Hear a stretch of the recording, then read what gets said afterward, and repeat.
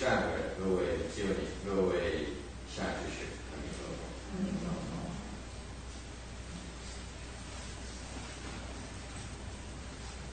Very wet night. Tối nay rất là it's like there's a humongous storm.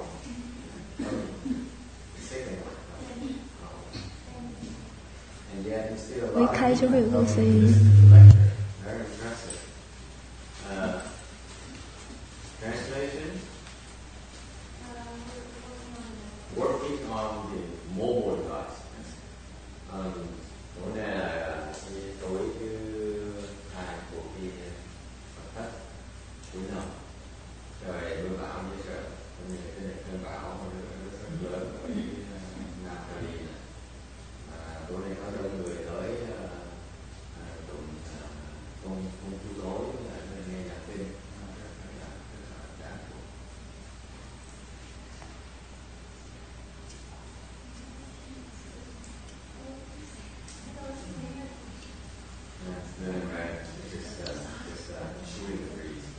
We are on slide 298 of the Amitabha Sutra. Tiếp tục giảng cái tấm 298 của cái kinh Phật thuyết A Di Đà.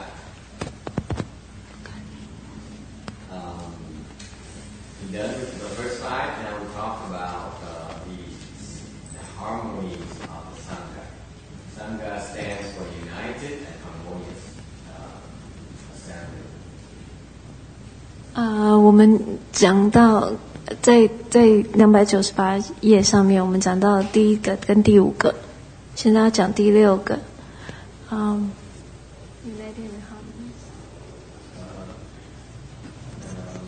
Thứ sáu là mình nói về cái tăng đoàn là cái tập thể hòa hợp, nói về cái hòa hợp vượt hòa của cái tăng đoàn. Nói trước cái ngũ hòa trước, về nói cái vượt hòa, cái hòa thứ 6 cuối cùng, nói về cái lợi hòa đồng cung. So the sixth one is you equally share into the benefits. 所以第6是利和同均。Here I need to stop and ask the venerable bhikshunis what they understand from this thing here, from this number 6 here. 法师说他要问在座的比丘尼们。Because they are very well trained on these principles. 这是什么意思？ Hỏi muốn tới đây ngừng lại để hỏi quý sư cô, quý vị hiểu gì về cái lời hòa đồng. Người quý cô thì cũng chỉ dùng chỉ từ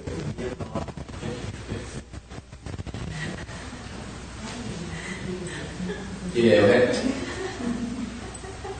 Nghĩa là sao? Giờ bác này tới đi tu vài ngày cái kết quả về cái nói về sản này thì em một những cái bán hết là vô thành cúng cái chùa cúng 10 triệu cái chùa chỉ đều hết này.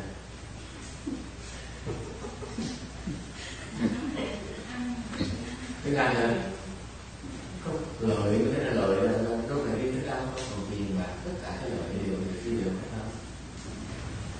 Đó là cúng đi chùa để tùy theo, ví dụ như cúng cho Tam Bảo mà để lo cho Tam Bảo. Cúng cho Tư Tăng á thì nó sẽ đi về cho Tư Tăng.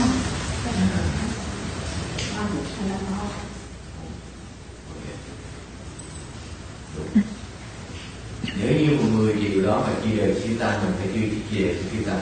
Nếu mà bác có nói tôi cúng một ngày cũng đều cho tất cả cái triệu tiền chư tăng, mình phải làm như vậy đúng không? Mà nếu không nói thế là mình cái đó có quyền xử lý đó. 10 triệu về sư cô nhờ, để sư cô lo đầu tư. mình tu thì sư cô lo đầu tư.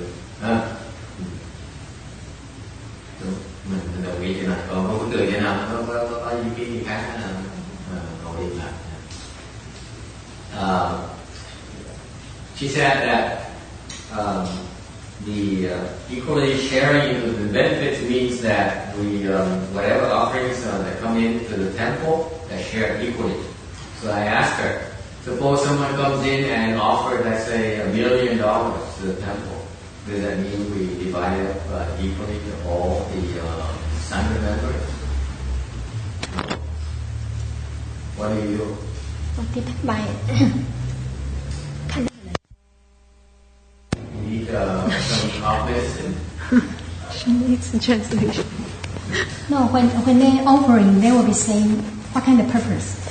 Depend by that. Depends on the purpose. Because of that big amount, the small amount, probably. very good. You know, like our temple, they have one people take care for that.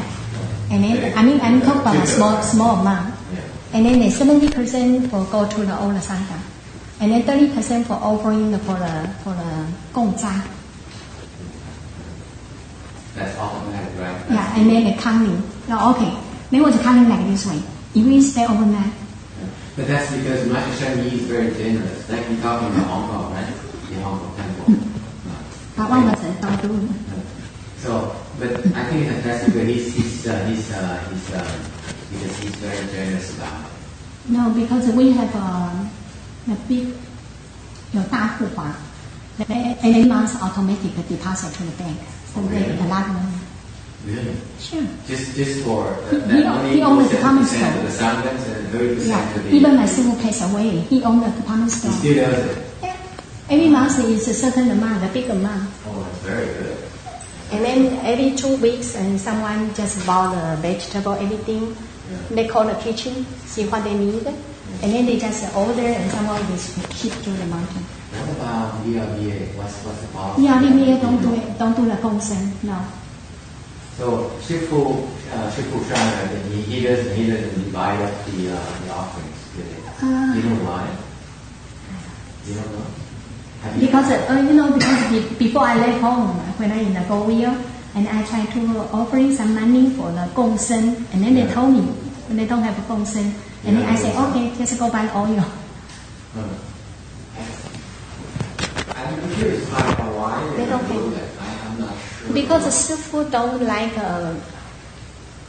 the monk and nun to be rich, and after rich, you go into greedy, and then that's why what he said. But on the other hand, you forbid the people from offering money to the gongsen. I know, even offering the book, for the donation the book. Yeah. Suppose the book is free, right? Yeah. Still charge. I'm surprised by that. I'm really surprised by that. Hanyang just went to there by 200 something and plus tax. Yeah, I go and buy books. VLB charges everything. Helen just say that, suppose not, because they are offering a lot of money. All for free. Yeah, To the I know. VLBA, and they charge money on top of it. I know. So it's just like making money in both ends.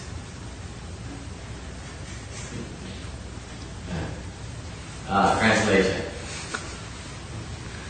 I don't know. No, just translate the other thing. No, don't say the Hong Kong the past. No, it's pretty good. It should be recorded as I said. 中文他后那个我来自己讲的。 It's not a common practice, but I would tell you that many other temples, they don't have the 70%, 30% because Master Shani is very generous. He's gone already. You don't have to be so worried about it.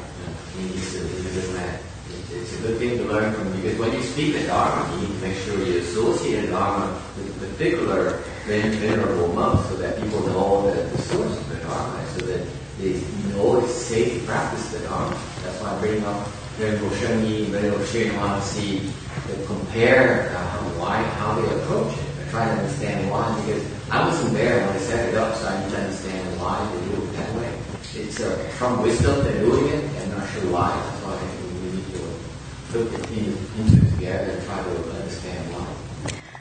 法师现在讲的就是说，关于我们在讨论佛法的时候，我们要知道说这个根源的是来源是从什么地方来的，他们为什么这样做？我刚刚提到的就是他在问说，如果有一个人捐了100万，那他问另外一个比丘尼说，那么这个100万是不是应该去平均分摊给大众？那我是说。这个因为它是一个大的数字，这种大数字的话，一般不应该拿普通的供养这样来平均分担给所有的大众生，必须要看那个供养者他当初的所发的意愿。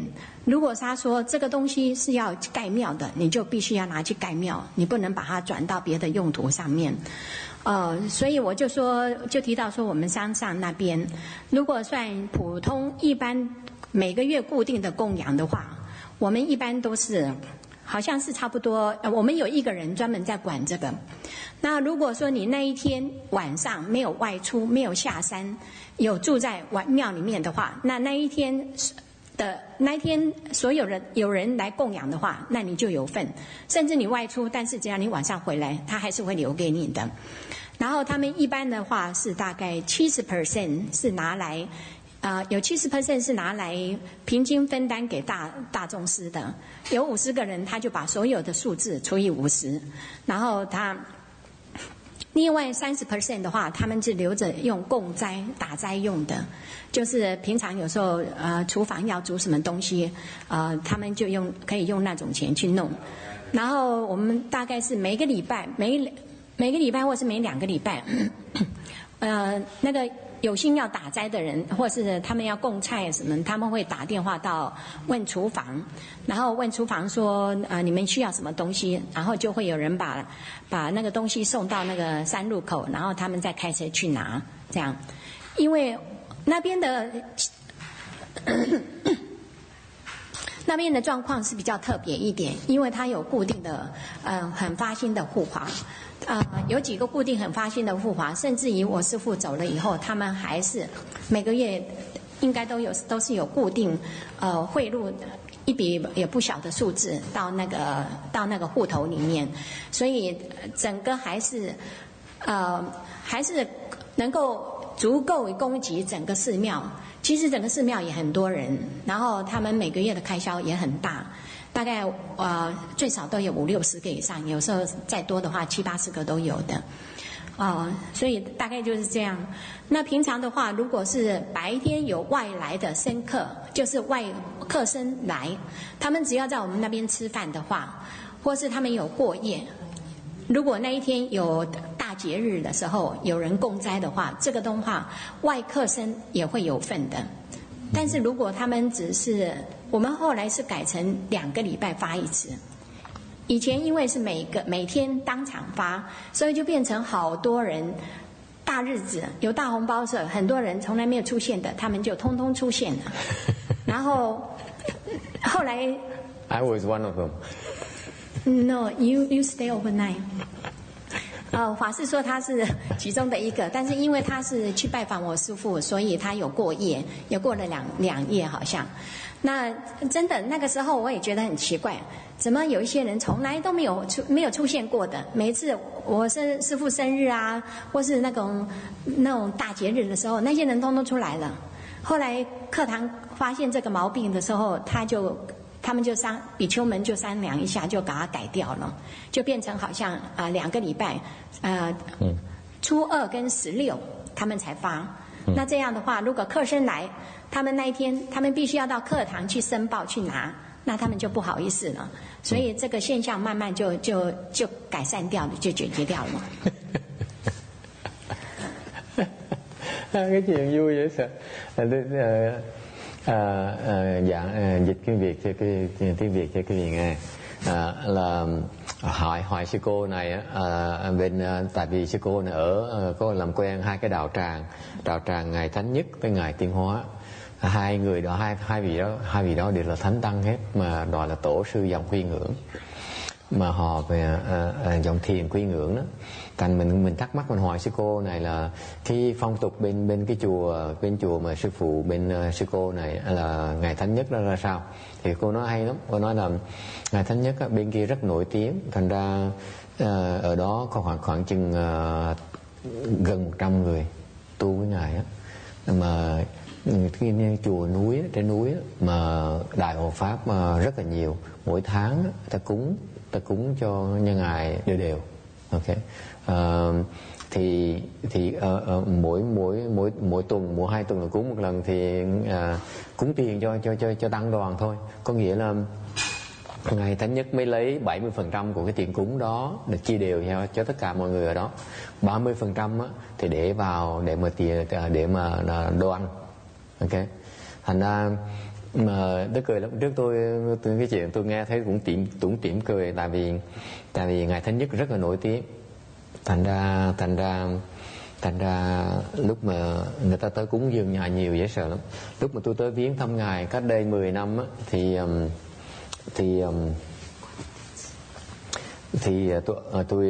tôi lạ lắm, tới đó dùng trưa, ở lại dùng trưa, xong rồi bỗng nhiên thấy mình mới đi ra một cái mấy thầy mấy cô chặn lại, đưa mấy cái bao đỏ, mấy cái bao húng bao để mà tiền đóng. Mình mắc cỡ với trời nó, mình đâu có làm gì đâu mà dám nhận tiền. Thành ra ở đó người ta cúng nhiều lắm. Cái phong tục người rất lạ lắm nghe. Tại tôi tới Hồng Kông á, là người ta cúng chẳng hạn như mấy cái đạo tràng khác á, đạo tràng thường á, thì mấy người mà tại gia ta cúng nhiều lắm, ta cúng bao đỏ nhiều lắm. Có cái thói người ta là thấy người xuất gia mà lạ tới, ta xìa cái bao đỏ lập tức à. Ok. Mà mấy ông thầy mà bên Đài Loan á, I wanted to tell them this story when I went to Hong Kong to the other Hong Kong temples.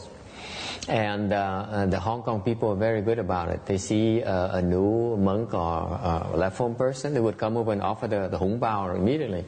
And I have a lot of these bags of hung bao, and I avoid them. It's very embarrassing. And I remember my Pu To Shan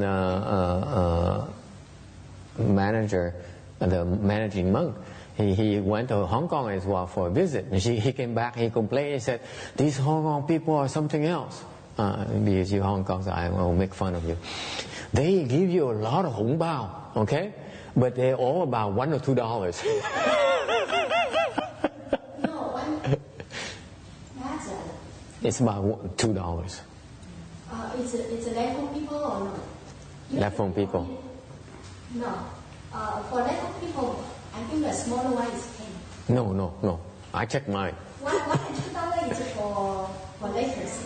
If a lecturer sit over there and eat it, we give the $2. No. Then I went to a restaurant, and then they gave me food for free, and the owner came out and offered me $10 on top of the food as well. So, but when I went to the temple, it was about $2. You know, usually they do like that. And a lot of them, and they love it. The small one $10, and mostly about $20. And the bigger one maybe like a 10. It's kind of funny because they knew I was like a Mabel Chu Charan. More special.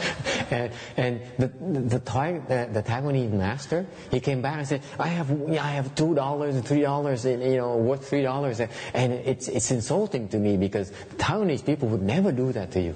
You know, when I teach too, I have a moment like that. Yeah. But And I give to someone else. And so what I did is actually I did because I stayed at the temple for free, so I never received. Yeah, they give a lot of it. It's amazing. So what it is I took all those hung bao, I discreetly went to the donation box and put them all in there, so no one's paying attention because I was staying for free anyway. I don't need to take money from the temple. I just don't go to temples and take money from the faithful. It's just not right. So that's my practice. Go to a new temple, I don't accept money. You know why a lot of people come in? Because of the big event, maybe they can get about 1,500 to 2,000. So that's why everybody come from everywhere. Yeah. Anyway, tôi kể cái chuyện là cái chuyện là bên ngài Thánh Nhất người ta cúng nhiều lắm. Mà tôi kể chuyện là lúc mà tôi tới mấy cái chùa, tôi ở mấy cái chùa Hồng Kông cũng vậy, cái chùa nhỏ nhỏ đó, không phải cái chùa của nhà ngài Thánh Nhất. Thì người Hồng Kông phong tục cũng hay lắm, người ta cúng nhiều lắm. Ta thấy người khách tới một cái là khách tăng tới một cái, xuất gia tới một cái là người họ sắp hàng mà tới họ đưa mình cái bao đồ đỏ. Thế xong tôi mới nhớ lại ông thầy dạy giới được của tôi bên Đài Loan, người Đài Loan, còn qua Hồng Kông thăm. Sau ông về ông than phiền, ông nói cái người Đài Loan á, họ cúng nhiều dễ sợ, họ chịu cúng mấy cái bao đỏ đầy đó. Mà tôi có chỗ mà để luôn á, mà xong tôi mở ra nó 1-2 đồng không à, $2 không à. Ông chửi, ông nói là người Đài Loan không bao giờ làm như vậy hết á. Đối với người Đài Loan là hơi thiếu kính Phật. ông sùng cái chuyện đó. Nên tôi cũng tức cười. Nên tôi mà tới ngày Thánh Nhất á, tôi cũng tò mò, tôi mở tôi coi bao nhiêu. Okay. When I went to Master Sheng Yi's temple, I was curious myself. Okay. When I went to the smaller temple, there some people came to me and talked to me and asked me about the Dharma and asked me for help, and I explained them how to do it. They would offer me, I opened it up and it was offer me around $50. They're on purpose, give it to me in person and say, "Could please keep this." That's what they said. You mean the lay home people? Yeah, lay people. Because they came and asked me for some help. So the two ladies came and they offered me. It's about $50. That's what the Hong Kong people like to do. Yeah. You know, like a New Year, I run away. Yeah. You stand over there. A lot of people give you the red envelope. Yeah. So I'm curious. So when I opened the other envelope, it's $2, and so I was. I never received $2. $2 usually for lay home people, for a lay person. Yeah. 法师刚刚讲了说他到香港的事情啊，他去香港的时候，大概是因为人家知道他是美国来的，喝过洋水的，所以比较特别啊。然后人家就给他很多很多的红包，他真的是拿了一大叠的，不是几张而已，是一大叠的。然后他那时候大概有一个普陀山去的道友，一个也是出家人。然后他们回去以后，他就讲说，奇怪，这个香港的居士很奇怪，他们给红包给很多，可是怎么都是2块钱呢？那2块钱是港币，现在大概1对8嘛，所以等于是我们的1个 quarter 这样。那我是说，我好像没有收过2块钱的，因为我们最少来讲的话，都是差不多10块。10块算很少了，然后2块钱的话是有时候居士去吃饭，我们就给他结个缘，就给他2块这样。那法师就说他们收了一大堆，然后他自己就把它拿去投到功德箱里面去，也没有人看到，因为他不喜欢拿这种钱，也不喜欢收人家的钱。我记得我朋友以前曾经讲过，他说这种钱是高利贷的钱。以后要还的，如果不修的话，真的是高利贷滚下来不得了的。后来讲什么话？他后来问你什么问题？我不知道，我忘记他后来讲什么。What's the last time? I forgot. But when I went to Master Sheng Yi's temple, though, actually I opened I was curious. I didn't keep anything, but I was curious. I opened it up to see how much. I remember. It's actually, you're right, it's about $10. And the fascinating part about that is $10 per person. I counted about 100 people, so an offering like that is $1,000, right? It's a lot of money. No, you know why? I had to ask for. They say how many people for today lunch, and then the person counting that one will say, okay, it's 60, include come from the outside other temple. Right. So depend by if you try to offer $20, you have to time by 60. Right. Some people, a lot of people offering $500. For each person. Yeah, and this is a very important point I want to make because translate that and then we get to the point. 法师说，一般来讲，他有一件事情，他觉得非常的奇怪。一般我们到寺庙里面去的话，如果他们到一个陌生地方，那人家一开门的话，当然都是需要说要帮忙，就应该是问说，哎，你有没有什么事情要帮忙啊？因为我们到了一个陌生地方，不懂嘛。然后可是他觉得好奇怪，怎么他一到香港的那个寺庙门一打开，一个居士就给他一个红包。给他一个10块钱的红包，他不是来问他说你是不是需要帮忙，他是给他红包，因为在美国尤其是万佛城，他是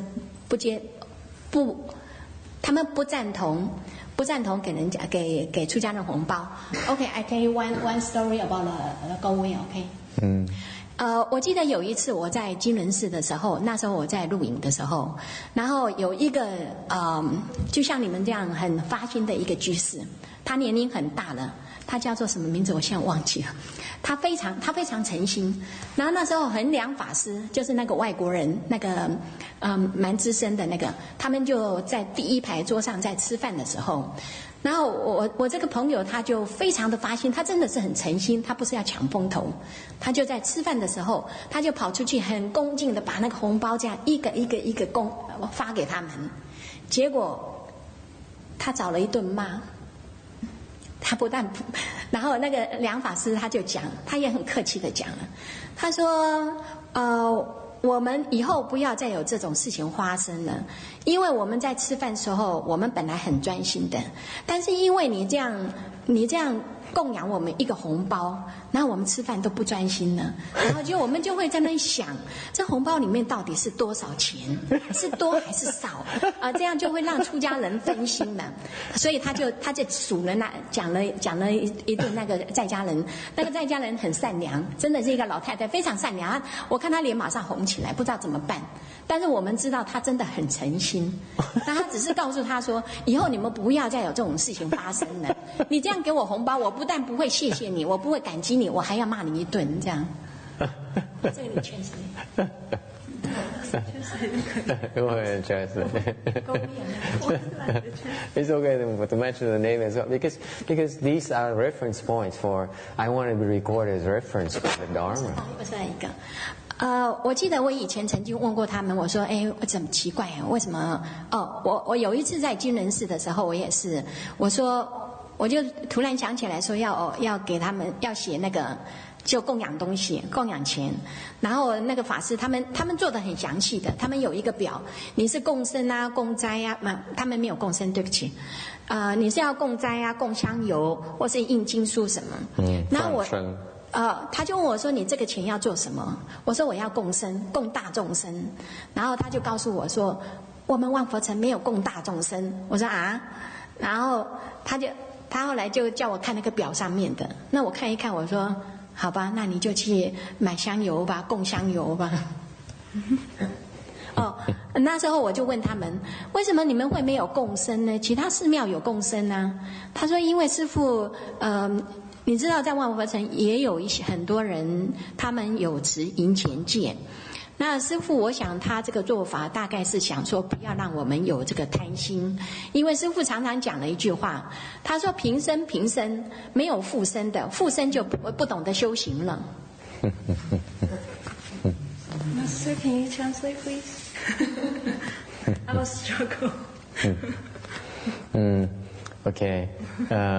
Let me do the Vietnamese first, and I do the English because the Vietnamese it feels neglected for 20 minutes already. Có nhiều chuyện nói nha, chuyện vui lắm. Tại vì cái sư cô này có kể những cái chuyện, tại vì mình gặp đi tu, mà gặp mấy cái ông thầy mà nổi tiếng đó, mình học hỏi nhiều lắm. Thành mình hỏi cái pháp người ta tu, mấy cái chùa người ta ra sao để mình học hỏi người ta. Thành tôi kể có nhiều cái chuyện như bên Hồng Kông thì người ta thấy mà tôi tới thì họ cúng bao đỏ nhiều dễ sợ, mà bao đỏ nó có để trong khoảng chừng 2 đồng, 1-2 đồng như vậy rất nhiều.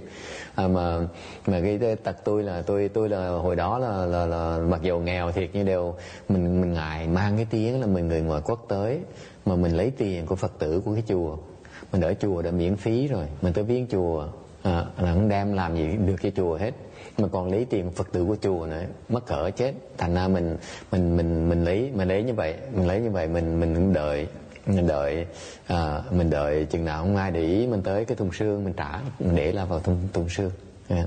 Chứ còn mình đứng ra nhiều, hoặc mình làm bộ, lúc trước mình làm bộ mình đứng ra là người ta nhìn mình lấy phun ra mình trả lại, mình sang không có làm kín đáo. Khi tôi mới nhớ là cái chuyện là tại vì có ông thầy Thọ, ông thầy dạy giới luật Đài Loan của tôi cũng viếng qua Hồng Kông. Thầy người Đài Loan đó về, ông than phiền với học trò trong trường đó, trong trường bên ở Đài Trung ở Đài Loan á, tôi đang học giới luật ở đó. Thì ông mới nói là cái người Hồng Kông cái kỳ cục lắm. Gặp tôi á, người Đài Loan qua thì họ cúng rất nhiều cái bao đỏ, mà cúng xong rồi á nó đầy hết á, xong tôi về tôi mở ra một bao khoảng những hai bao đồng không à. Mà người Đài Loan làm như vậy là chung qua như là chửi thầy không xứng đáng vậy đó. Thành ra ông phiền não cái chuyện đó lắm. Cái xong rồi tôi mới tới tôi mới tới chùa Ngài Thánh Nhất á, thì bữa ăn trưa không á, là có người tới mới ăn trưa xong, mình miệng ăn ngon lành, đồ ăn ngon lắm, xong rồi đứng dậy một cái họ đem bao đỏ tới ngay lập tức. Mình lạ, ủa mình tới mới có nửa tiếng có bao đỏ ngay lập tức. Cái chùa nổi tiếng quá thì người ta cúng quá trời, cúng nhiều không thể tưởng được. Cái mình trước khi mình đưa thùng xương đó, cái chùa đó by the way, cái chùa không có thùng xương nha. You know the Shengyi Fa Shi is a temple. It has no donation box. There's none. No, I was looking for it. So the Chuka Fa Shi came around and said, "What are you looking for?" I said, "I'm looking for the donation box." We don't put the box like that. But if we offering the money, they know that they go to the Ketan. Oh, I see. To the Zikashi. Yeah. And Zikashi collect everything and give to the people handle that. And then in the last side, everybody know that they just put it under the They have a Pizza statue there and under the table. I see. You know, that's small. Anyway, I was looking for a donation box because I want to give some of my money as well, but I couldn't find one. So Chuka Fashi walks in. What are you looking for? You know why? Because the meditation room, the door always open. Nobody watching. Anyway, cái xong tôi mới kiếm cái thùng xương đó ở chùa Ngài Thánh Nhất cũng có thùng xương nữa luôn nữa. Muốn cúng cũng không được nữa, phải đưa cho người chứ không phải đưa để trong thùng. Anyway, thì trước khi mình đưa trả lại cho chùa, đưa cúng cho chùa mấy cái bao đỏ đó, mình mở ra mình coi 10 đồng. Thì tôi mới hỏi sư cô 10 đồng nghĩa là sao? Nhiều đó nghe, là như vậy khá nhiều, tại phía chùa đó khoảng chừng 100 người ở luôn. Thành ra mà 10 đồng như vậy mỗi lần cúng như cúng cả ngàn đô la, không phải là ít đâu, người ta cúng nhiều lắm. Đặc biệt ngược lại cái chùa Ngài Tuyên Hóa thì không nhận truyền tiền cúng, chứ gọi là cúng tăng. Hiền tiền tăng ni người ta không cho, Ngài Tuyên Hóa không nhận tiền. Là tại vì tôi thắc mắc chuyện đó, tại vì sư cô kể rằng cái chùa Kim Luân gần đây nè có 2 câu chuyện. Là sư cô này lúc trước mà cô còn ở làm người tại gia, cô tới cô cúng, cô rồi muốn cúng tiền cho tăng mới đi, thì mới hỏi là làm sao như vậy. Thì người ta mới trả lời, đằng chùa Kim Luân mới trả lời ở đó không có chuyện mà cúng cho tăng mới đi. Ok. Rồi có một câu chuyện khác nữa là cái bữa kia cô có quen một cái người bạn đó rất là thành tâm. Rồi mấy cái sư cô đừng chùa Vạn Phật xuống đó, cái cô Hằng Lương đó, cái cô da trắng đó,พี่biết không? Ai biết cô Hằng Lương không? Cô da trắng mà người trưởng người Mỹ đó. Thì cô dẫn một cái phái đoàn xuống để mà làm lễ làm ở chùa Kim Luân, viếng chùa Kim Luân. Thì đang dùng trưa như vậy thì người bạn với cô này á là mới rất là thành tâm tới quỳ xuống cúng cho mỗi người một cái bao đỏ, cái bao đỏ, một người cúng cho bao đỏ. Cái cô này mới tới cười, cô mới kể chuyện. Tại cái cô Hằng Lương đó là cái cô mà làm lễ rất là giỏi, nhưng cô đó không có tu luyện như những người đệ tử khác của Ngài Tuyên Hóa. Ok, thành ra cô tức cười, cô nói cô Hằng Lương đó mặt cô là da trắng, cô trắng bóc người da trắng mà mà trắng bóc, trắng trẻo, đẹp dễ sợ, trắng như là tờ giấy vậy đó. Cái xong rồi cô mới để ý nó, cái cô khi mà cô nhìn được cúng cái bao đỏ một cái mặt của nó đỏ chét. Có nghĩa là sao? Mắc cỡ quá này mà không có công phu thành mặt nó lộ ra. Còn mấy thầy mà có công phu, người có công phu ta mắc cỡ không ta giấu được, ta lộ ra, không lộ ra, hiểu hẳn ra. Thì tại vì nó không biết sự giữ vào trong nó thoát ra. Anyway, thì cô mặc đỏ chét, xong rồi cô ngồi yên, cô không làm gì hết đó. Cái xong rồi từ từ cô sai người ta, cô tới cái microphone, cô mở cái microphone lên, cô nói chuyện. Cô nói là tôi nói cho quý vị biết, chưa, quý vị biết không, chúng tôi giờ ăn, chúng tôi cái lúc mà chúng tôi ăn cái pháp ăn của chúng tôi là ăn để mà cho chuyên tâm mà ăn.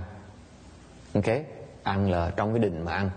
Ok, thằng khi mà quý vị mà cúng cái bao đỏ như tôi làm chúng tôi loạn tưởng lên, ngồi tưởng tượng, thay vì mà chú tâm đồ ăn uống thì mình ngồi mình vẫn tưởng mà không biết cái bao đỏ nó bao nhiêu ở trong á. Mà chửi cho một trận, đó lần sau không có được cúng được, nghe chưa?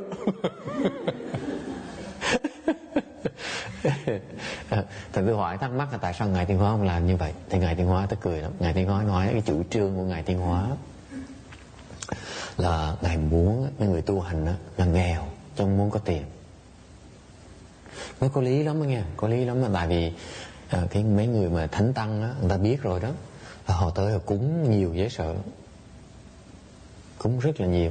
Thành ra mấy người mà tới mấy chùa như Ngài Thánh Nhất vậy, họ nhiều tiền lắm, họ không thiếu tiền. Tôi tới mấy chùa nhỏ thì chúng 2-3 đồng, nhưng có mấy chùa lớn cũng 10 đồng đều à. Thành ra họ thoải mái lắm. Mà Ngài Tiên Hóa là muốn cái người tu hành là nghèo chứ không muốn có tiền.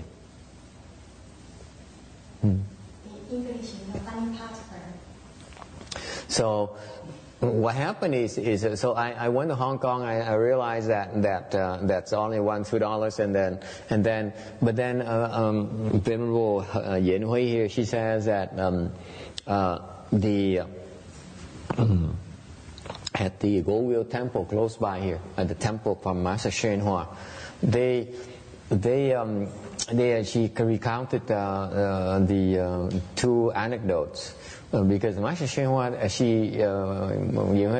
she was still a lay person, she wanted to make an offering of money to the left-home people in the temple.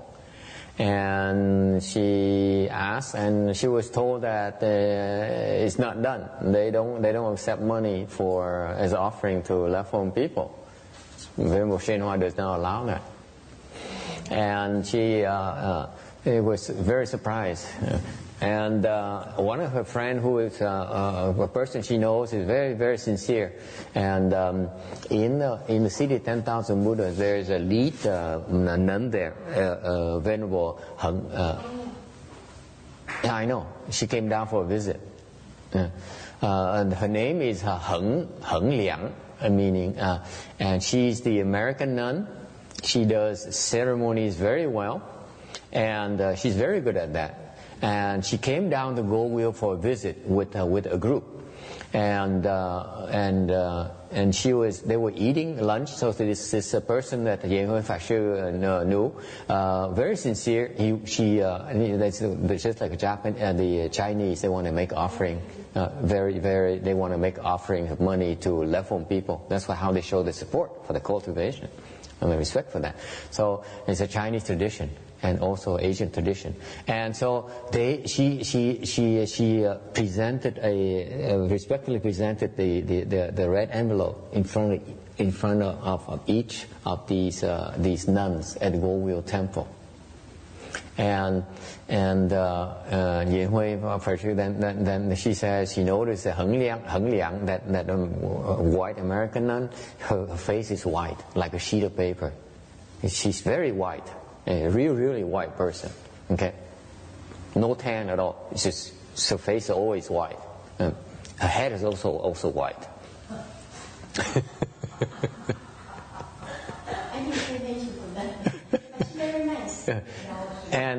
And you can notice, you know, she says it's kind of funny. You pay attention to her and you see that suddenly she froze, and then her face become all red. And then she stood up, went to the microphone, and spoke to the assembly. She says, you know, in our temple, eating lunch for us is we eat it in samadhi. So we want to single-mindedly eat our meals. You know, so when people offer money like this to us, it spoils it for us, because then we sit there and false think about how much money is in the red envelope. So we can't concentrate on the food anymore. So don't ever do this again, you hear? So instead of being grateful, she scolded them.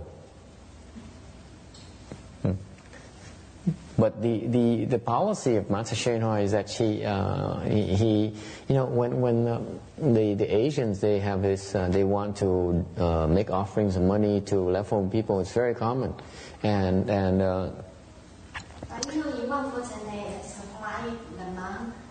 everything. Yeah. They do too. No, they do too. The other temples too. No. Depends on which temple. If we're in Hong Kong, Yeah. every month they give you an allowance, but you have to pay your transportation, when you go down, go out. Sure. The eating, everything. Sure. Sure, I understand that. If you don't have enough money, you can claim something. Right. I understand that. The Hong Kong tradition is that you're self-supporting. Is that the thing with Master Sheng Yi's temple too? He has self-supporting too, or he has supplies like one for Sheng Chen? Does he have supplies? He supplies like toothpaste and toothbrushes. And Master Sheng Yi's temple.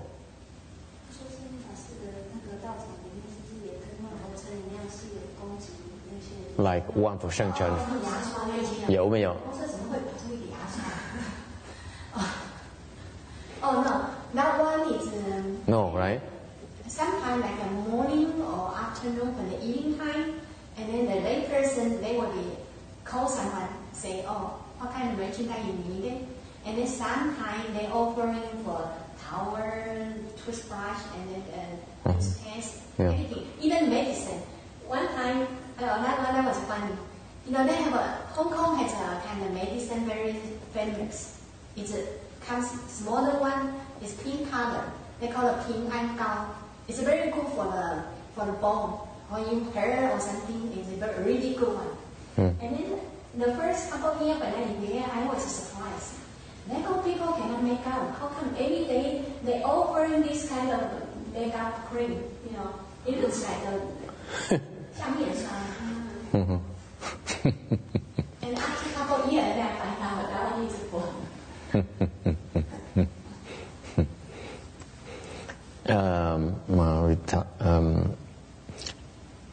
Anyway,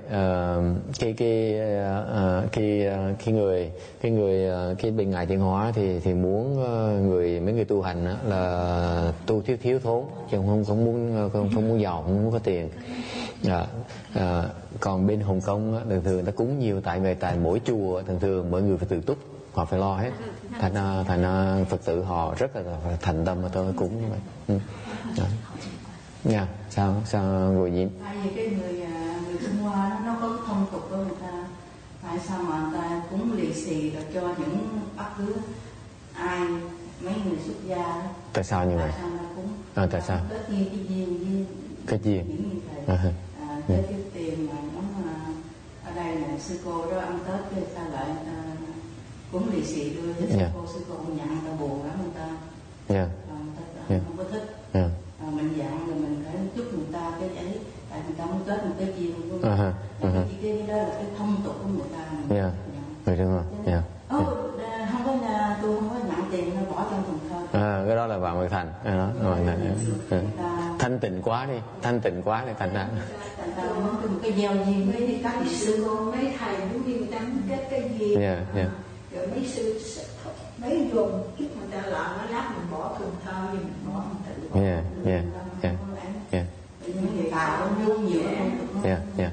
phong tục.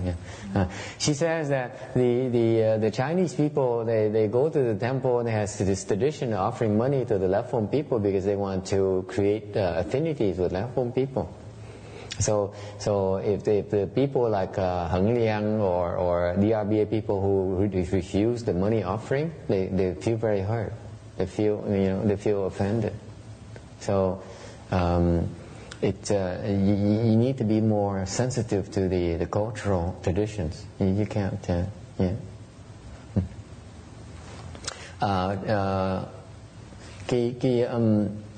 You want to translate that into Chinese?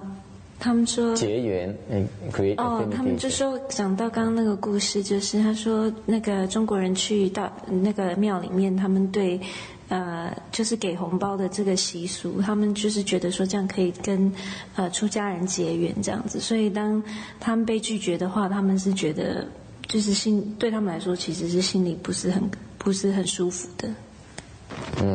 Actually, there's a reason why that Chinese tradition is very, very, very good. I support that because not because they. I remember I said earlier I went to a smaller temple. The offerings are $2-3, okay, $1 or $2 sometimes. But when you go to Master Sheng Yi's temple, then it's $10. Okay, why is that? Because the Chinese are very smart. In Chinese there's a common knowledge. It says that if you make a donation of money to 1,000 level people, for sure you will make an offering to one arhat. Okay, so that's why in a huge Dharma assemblies they have a lot of offerings. You know that, Roberta? You see, this is what the Chinese do. They organize this huge Dharma assembly. They invite like a few hundred monks and nuns, or maybe 1,000 monks and nuns. And they know they make an offering of money to 1,000 because there's a saying, in Chinese saying, it says you make an offering to 1,000 left home people, you will make offering for sure to one arhat, for sure. When you talk about this one, you remind me something. In Hong Kong, every year have 浴佛节共生. So in Quan Wan, one of the places, Quan Wan have a big temple called 西方寺. 西方寺永兴法师. He is very famous, very big temple. Always do the ceremony. So every year they have a big event for some kind of they try to 共千生. But I think 1 year only collect like 900 something, you know. But they make it, just like you say, they big difference, okay? For the nun, a lot of people come from the China. For nun, I heard that it's for $2,050. $2,500 for the nun. For monk, it's 5,000.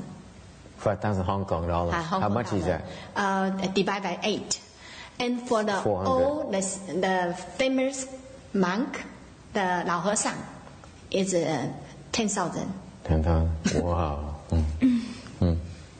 Okay. 你讲那个平安膏，什么平安膏？你忘记了 ？OK， Translate. 那个平安膏那个。我没有在听。 So they give all that money and charities give that money to make sure they get to the right point. They say if they can 共千生，那名我给关罗汉的。 Yeah, at least one lohan. That's. But only 900 something. Yeah, but. So the rest of the money, you know. Yeah. 是说那个说中国人他们为什么会喜欢去就是用红包供奉他？为什么在香港他们都只放1块2块的，1块钱这样子？他说因为那个就是经文上有说，你只要供1块钱的话，1000个僧人，1000僧人。用1块钱供1000个僧人。No. It only says offer, don't say $1. 他就有功德了啦，所以他们不想拿那么多钱，他就没有少少的供很多。就是你只要有供养1000个僧人的话，你就会有。不是这个1000个工人，那另外一个。什么意思？我刚有讲好了。因为经文上面是有讲到说，供养的功德，所以他们一般居士就会很直接的想到说，我供养僧人，我就会得到这个功德。那或许是他本身也不是有很多钱，所以他就只能拿1块2块，因为100块1块2块，他可以供100个人。如果叫他每拿个10块钱的话，可能他只能供养10个人。那他就是用这样算的，所以他就是放个1块2块。法师说到香港，他收了很多1块2块了。我说我倒是很少收到这个了。1块2块有啦，有一种情形就是人家在火化的时候，你认识的人火化的时候，他每一个人派那个就是2块了，因为2块钱是铜板，硬硬的，你一摸就知道了。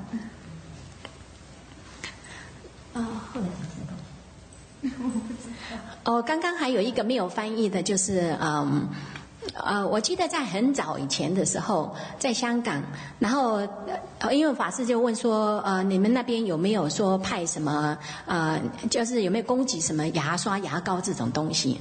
那在香港的习俗的话，他是居士的，他们就会打电话进来问说你们需要什么东西，然后他们就会买，然后他们偶尔的话，他们就会有时候有买雨伞啊，或是毛巾啊，或是牙膏、牙刷。那个斋堂的人，他就必须要把它分配好，把它发给大众吃。因为有的人会拿，有的人不拿。然后他就过堂的时候，最后的时候，他就拿出来这样派，你要你就拿，不拿他就拿走这样。然后那个时候我就觉得好奇怪。明明是戒律上来讲的话，出家人不能化妆的。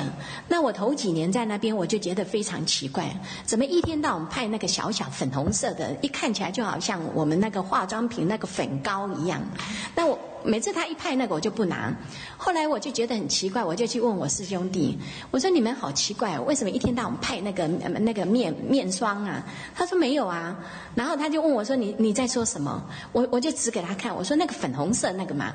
然后他说那个叫平安膏，那个是对骨头在香港非常有名的。你有风湿痛啊，有骨头痛，很多人到那边去买平安膏，它小小一盒，真的很像面霜的。Cái phong tục mà người Trung Hoa mà cúng dường cho tăng ni rất là hay, là tại vì trong cái Phật giáo có biết rằng nếu như quý vị cúng dường cho 1000 người tăng ni á, okay, thì chắc chắn trong đó sẽ có một người là người A La Hán. Thành cái công đức nó lớn dễ sợ lắm. Thành người ta rất kính. Thành người Trung Hoa phong tục nó rất là hay, rất là khéo ở chỗ là thay vì đi làm giàu, đi làm tiền cực khổ ra ngoài kia hì hục làm tiền, thấy không? Thì tới cúng mà thêm mà cúng trúng một cái người A La Hán một cái là son mình giàu dễ sợ lắm. Người ta khôn lắm, người Trung Hoa rất là khôn.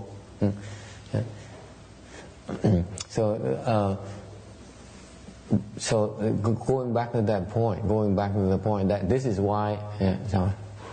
Còn có một cái hình tượng người ta suy nghĩ là giống như kết duyên với mấy cô ni mấy sang độ đúng rồi. Để sau này hồi này đó.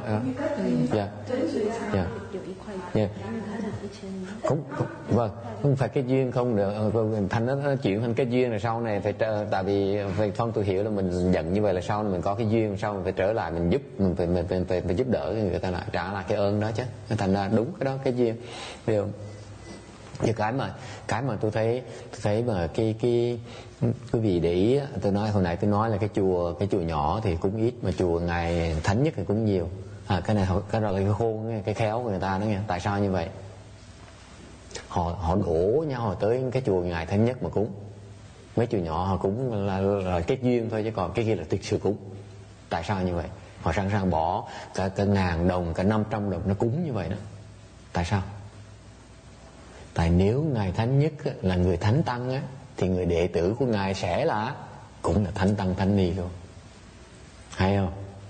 Thành khôn lắm, mấy cái chùa đó họ cúng dường nhiều dễ sợ lắm. So I complete the point I'm trying to get to. That is the reason that the Her question. What's her question? Her question is that when you do the Jie the journey is because they want to really create affinities with level people. They're very sincere about it. They really want to create affinities. I said, yes, that's right. But from a causal perspective, we know if we receive money from you, then we have to come back and help you, return the favor. So it's a pretty good tradition, good thing to do. Okay, and I complete my point. He said, when you go to a small temple, the offering is smaller. Whereas when I went to Master Sheng Yi's temple, it's a lot of money. People willing to fork out close to $1,000 just to offer it to his disciple, his students, right? Why is that? Because if Master Sheng Yi is an enlightened being, then his students will also be enlightened. Among them will be at least one enlightened person. That's true. Remember the one I told you about? Okay? So they're very smart. Instead of going out there and play the stock market or work like Amy here, work her butts off to make her money, okay? They go to the temple, make an offering to an enlightened person, okay? The blessings generated from that single act is even more than you can earn money for yourself for years and years, many lifetimes. This is why the Chinese is very smart about it, and this is why you go to the temple like the big temple is. I don't think is as popular as Master Sheng Yi's temple. I don't think. No, they have That's my point. The Chinese is very smart about it. They pick and choose which temple. You see what I mean? Master Sheng Yi's temple is a very good place to go and invest money to show their sincerity. And in that single act, the blessings generated are so much right there. This is why that temple, the monks and nuns are very rich. They have a lot of money. No, Hong Kong about 4 masters, very famous. Remember I showed you one picture, one? They have a 4, 西方式 also listen. When the big monk, famous temple, they have a lot of money. Yeah, they have a lot. That's true. That's true. They also have a lot. But that's because of their kindness. But I'm trying to point out to you that many of these famous monks are not necessarily enlightened. For example, there's a monk in Taiwan, in Kaohsiung. He's very famous. Hui Lu. Oh, he's very very famous. Kaohsiung has a Jingxi Fashi, very famous. He quite a few, but he's one of them in among the group. He's on TV and everywhere, and his temple is very well supported. Huh? And anyway, so a lot of people are not necessarily have the kung fu, but they're just famous. Okay. But even though Master Sheng Yi's temple is very small. You know why? But he has a huge offering. No, you know why? You see that? 刚刚法 Okay, I say Chinese and then later on we change to English. 刚刚法师提到说，圣依法师的道场非常小啊，事实上是真的这样。我师父他在80年代的时候，他非常非常出名的，然后他也常常讲经，他钱很多的。那个时候大陆还蛮落后的，还没有那么开放，所以很多寺庙蛮破落的。我记得我师兄弟他们告诉我，他也拿过照片给我看。那时候我们演字辈的在大陆的非常吃香的，你只要提到是某某人的徒弟，那是非常吃香的，因为那个时候大陆不像现在那么有钱，然后他们蛮苦的时候，那个时候我师父常常到大陆去，一讲经大把钱，真的用大布袋装的，然后他就他们几个人就跟着他扛着大布袋的钱，沿路朝山，然后每个寺庙就发钱这样，所以有很多大小寺庙，他们在还没有像现在那么发之前，他们都受贿过了，所以他们一般来讲，他们就一听到说哦你是某某人的徒弟，他们就会不管你有修没修啦，就对你客气一点。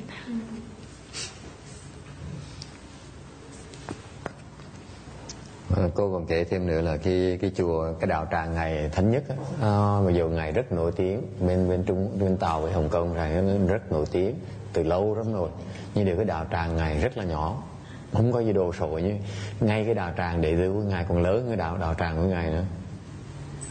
Mà tại sao như vậy? Người Hồng Kông á, cúng cho ngài rất là nhiều tiền.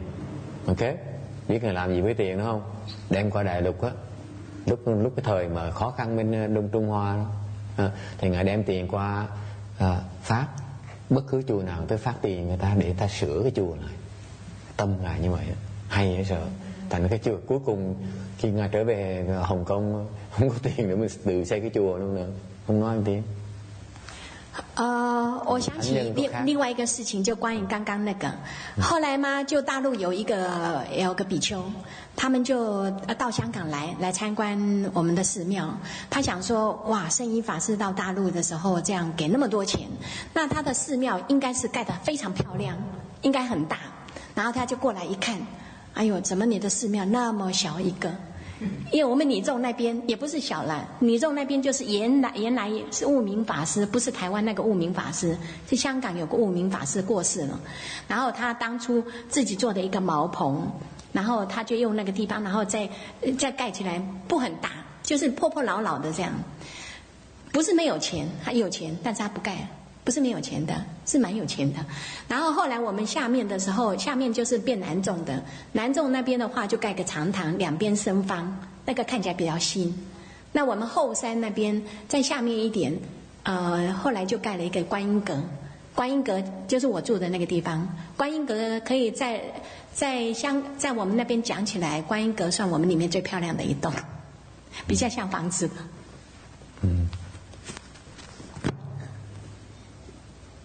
Yeah, to translate the second part, I'm not sure I understand the temple part.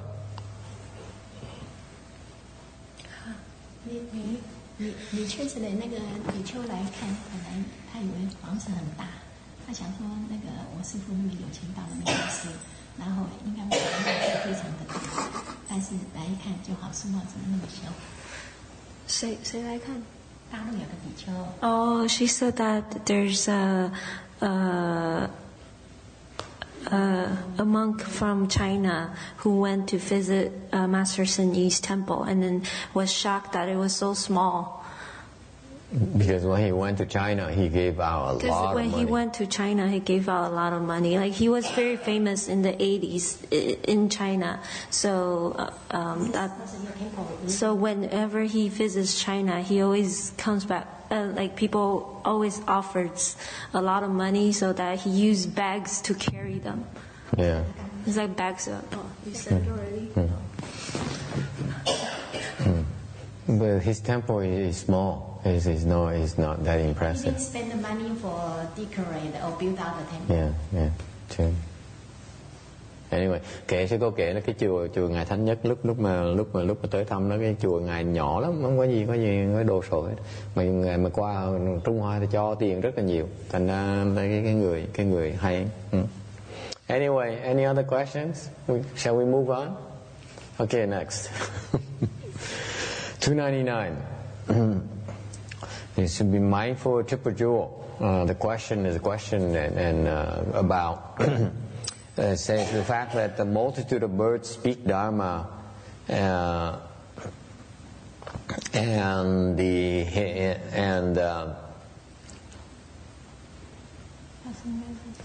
why is there a tree here?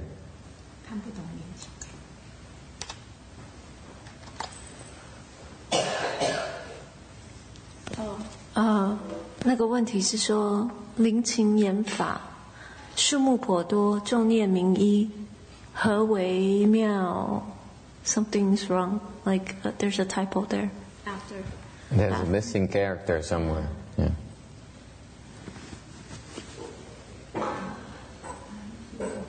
The Chinese character didn't translate well.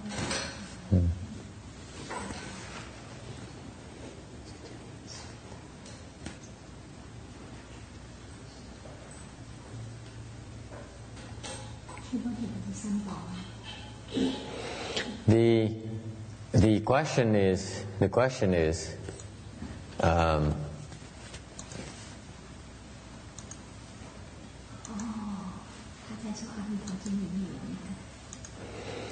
The question is in the sutra. It says that the birds are the multitude of birds who speak Dharma, and then the residents of the Western Bliss Pureland are only mindful of triple jewel. How come? And the answer is not only birds, the trees, the wind, the water, all speak Dharma, and the Dharma that they're speaking about is endless. So they represent limitless. Okay. 所以问题就是解释的意思，就是说在西方极乐世界里面，那个灵禽都说法，那为什么住在那里的人只念那个三宝？然后答案是，不只是鸟树风。No. 不只是灵禽、鸟树、风水都在说法，然后And what the Dharma they speak is endless. 他们说法的表词说之无穷，就是无穷尽的。然后人念三名。And then the people are mindful of triple jewel because being mindful of triple jewel is to be mindful of pure goodness. This is why there's a total absence of evil or improper thoughts. See here, it's abundant. Okay, we recite the Buddha's name, and Rebirth recite the circular ambulance recite Buddha's name, and the head is full of false thinking. What happened to my dog, my cat, my daughter, my nephew, my son, right? All kinds of false thinking arise. Whereas in the Western Bliss Pureland, you don't have that problem. You only can think of the goodness in a triple jewel. That's it. You don't think of anything else. You're free from false thinking. 老师说，那个，所以意思就是说，在里面住在西方极乐世界的人，他们念三宝的意思就是说，他们念，等于是念善，没有杂念，没有妄想。对，是说像我们在这边绕念，像 Roberta 在这边绕念的时候，都是有很多妄想，但是他们都不会打妄想。Cái câu hỏi này hay lắm, để tôi giảng câu hỏi cho quý vị nghe cho rõ. Câu hỏi này á, tại sao miếng chim nói pháp? Tại sao mà những người ở đó chỉ niệm tam bảo thôi? Tại sao chỉ như vậy? Thì cái trả lời như vậy này, không phải chỉ là những con chim không á, nó nói pháp, mà không phải là mà những cái cây, những cái gió, nước nó đang nói pháp, tất cả đều nói pháp. Cái pháp nó nói là nó vô tận. Pháp nó diễn cái pháp những cái thứ này nó nói pháp á, là nó đủ thứ hết á, thành nó tượng trưng cho cái sự vô tận. Cái pháp là nó vô tận, cái pháp Phật pháp mình nó vô tận, nó không có giới hạn. Ok, thành ra trong cái hoàn cảnh này, cái tâm của những cái người chúng sanh ở đó là vô tận luôn. Họ nghe toàn chuyện vô tận không. Ok. Chuyện thứ nhì nữa, tại sao những cái người đó chỉ giữ chánh niệm với lại tam bảo không? Tại vì như vậy này, tam bảo là tượng trưng cho cái sự hoàn thiện, hoàn toàn thiện, không có gì ác trong nó, không có gì sai quấy ở trong nó. Ok, cái xứ này ở cái cõi ta bà này của mình ở, mình không có được niệm tam bảo nữa. Mình học lại nhau ở đây, mình niệm Phật ngày A Di Đà thôi á, mình đi nhiễu mình niệm Phật á, là mình cứ vọng tưởng đầy hết, là phải vô phước tự. Gõ mỏ là phần phước vọng tưởng nhảy cái tưng đều à. Ok, là tại nó rõ ràng lắm, tại vì ở cái cõi này á, là mình giữ cái niệm, mình giữ cái chánh niệm tam bảo giữ không nổi nữa, đúng không? Giữ nổi cái niệm Phật không, giữ niệm Phật không được nữa, mình cứ vọng tưởng hoài à. Thành ra ở bên Tây phương cực lạc nó đặc biệt vậy đó. Bữa nào mình qua bên kia mình không còn cái chuyện vọng tưởng, mình chỉ biết niệm tam bảo thôi, mình chỉ niệm về cái sự hoàn thiện thôi, hoàn toàn tốt thôi, không có gì sai quấy ở trong ấy. Cái tư tưởng của mình đó, không có gì sai quấy hết đó. Ở đây cái tư tưởng mình nó vọng tưởng nó nhảy lên tầm bậy hoài à, đúng không? Đấy là hai quả nó khác nhau chỗ đó đó. Cái ta bà là mình vọng tưởng, bên Tây phương Cực Lạc mình chỉ niệm Tam Bảo thôi, mình chỉ nhớ tới Tam Bảo thôi. Mà lúc mà mình không nhớ Tam Bảo thì cái âm thanh mà xung quanh mình nó nhắc lại những cái pháp, nó nói pháp cho mình nghe. Cái hoàn cảnh nó tốt như vậy đó. Ở đây mình nghe nhạc là tới chùa cuối tuần tới chùa là nghe nhạc mà bể tới cơ bên cạnh này, rồi xong rồi nó uống rượu bên cạnh này, nó uống rượu xong nó say, nó ra nó say lý trí, nó ca nó hét này nọ, rồi là người ta lái xe đi ngang thì nó chửi bới nhau, tụi tôi la, làm sao mình không vọng tưởng được. Bên kia những cái âm thanh nó chỉ nói pháp thôi, đã không? Vậy con ham tới cho sao được, đúng không? Ở đây chỉ là khổ. Yes, question. Không có thầy thấy không có nói tiếng Việt á, nghe nhiều vậy đi, không hiểu thầy nói cái gì. Yeah, tôi nói nhiều hơn tôi nói tiếng Anh nữa.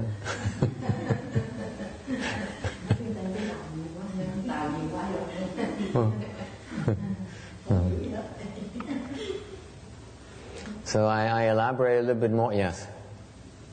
The last word is 显. 显是什么？什么显？显 is same thing as Manifest. 鲜。鲜。Yeah, like 新鲜的鲜 but you can pronounce it 鲜 but over there it's actually a 圣。那个观是不是写错了？观众那个观，那个观。bạn có bệnh viện xã chịu nhiều đấy ơi. 最后一句不通。bạn này观众上。đến công diện pháp đấy. Hai video hay gì có không? 你说那个显。对，那个显是一个圣，然后旁边一个少。有没有到过？圣是哪个圣？圣字的圣，然后旁边是一个少。We'll fix it later. 那个是古字的少。We'll fix it later. Okay. So make a note 299. We need to fix that slide 299. So email me that character and we fix it. Vietnamese is also wrong. So. Well, I elaborated in English is pretty important. This question is pretty important because I want to stress the fact that in our world, in our cyber world where we are right now, we are always false thinking because we are influenced by the sound around us, the improper sounds, music next door, people going over there to buy liquor and then they get drunk and then they start singing, or people driving by and cursing at us and that kind of thing. So we are surrounded by impure sounds that affects our thinking. That's why we false think so much. Okay, it's very hard for us to concentrate on goodness. And this is the case in the Western Bliss Pureland. The Western Bliss Pureland, we don't have that problem. Western Bliss Pureland, all the sounds that we hear are Dharma sounds. Okay? The sounds of goodness, the sound of purity. Alright? And then that makes it easier for us to be mindful of the triple jewel, which is pure goodness. It's all virtues. Okay? So it's a world difference between here and the Western Bliss Pureland. 法师说他要讲这个问题的重点就是说，我们在这个世界呢，我们是被不净的不好的声音围绕着我们，每天我们都听到很多，比如说音乐啊，就是像别人放的音乐啊之类的。那我们听到这些音乐的时候，我们就会打很多妄想，我们没有办法会一直打妄想。但是在西方极乐世界，你是被所有的都是所有声音都是讲法，所有声音都是在说佛法，对。所以你自然而然的就无时无刻的是在念念这个三宝，所以你才是无时无刻都是有正念这样子。Okay. Questions, comments? Ai có thắc mắc ý kiến gì không? Cái hoàn cảnh bên Tây phương Cực Lạc quá tốt đấy. Tại vì cái phước báo nó rất là lớn. Why is that the case? Because the reason that there's so much difference here is because the blessings that you get from making it to Western Bliss Pureland is not easily attained. 法师说，为什么这两个国度是天壤之别呢？因为你能够去西方极乐世界的福报是非常难得到的。Because think about it, the reason you only hear the good sound is because you have the blessings to hear the good sounds. On top of it, you also have the blessings not to hear the bad sounds. 他说，你能够你有那个福报可以听到好的声音，能够都在说法的声音，是因为你有很多的福报，而且你还有那个福報可以聽到不會聽到不淨的聲音。Cái đặc biệt quý vị phải nhớ như vậy nè. Cái lý do mà cái Tây phương Cực Lạc nó đặc biệt ở chỗ đó là vì như vậy nè. Cái người mà tới đó nó không phải là dễ đâu. Cái phước báo nó rất là lớn. Nó lớn không thể tưởng được. Quý vị không thể tưởng tượng tại sao nó lớn như vậy. Nó lớn đến độ mình chỉ nghe những cái âm thanh mà nói pháp, âm thanh tốt không à. Không có âm thanh nào hư hoại hết. Có nghĩa là mình có cái phước báo nhiều đến độ những cái âm thanh, những cái phước báo mà nó âm thanh mà nó hư hại nó không tới được tai mình luôn nữa, nó bị chặn lại luôn nữa. Phước báo mình lớn đến độ như vậy nữa. Thế thành cái chuyện không phải chuyện hy hữu đâu. Thành đừng có tưởng là đi là dễ đâu. Phải hiểu như vậy. Nếu mà dễ như vậy thì mình tu làm cái gì? Thành ra cái pháp trình độ mà người ta tu, người ta vẫn hiểu lầm cái chuyện đó. Mình phải nói cho người ta hiểu là nó rất là khó, không phải là dễ đâu. Đừng đồn nhau mà mình cứ niệm Phật là mình vãng sanh xin lỗi á, đâu có dễ vậy. Niệm Phật mình chưa trúng số độc đắc mà đòi đi vãng sanh. Đúng không? Thực tế nó đi. Chắc chắn là cái phước vãng sanh nó chắc chắn nó lớn hơn cái phước mà trúng số độc đắc, đúng không? Nhưng tại sao mình niệm Phật chưa trúng số độc đắc này mà đòi mà nghĩ mà vãng sanh được? Dễ quá. Nghĩ tiếng gì đâu. I'm saying I keep on stressing this because you guys take it for granted because it takes so many blessings to be reborn. It's not that easy. Because the common belief here is that they say that you recite the Buddha's name, you will attain rebirth. I say good luck. It's not that easy. If you think that reciting Buddha's name will give you the chance, will assure you rebirth, think again. Because there's no two ways about it. To obtain rebirth requires a lot of blessing. It's a lot more than you're winning a lottery ticket. Okay, you've been reciting Buddha's name for 2 days now. I dare you go out there next door and buy a lottery ticket and see you can win a lottery this weekend. I will bet you will not. It's not that easy. Okay, the blessing is generated. It's not even there. Not even there yet.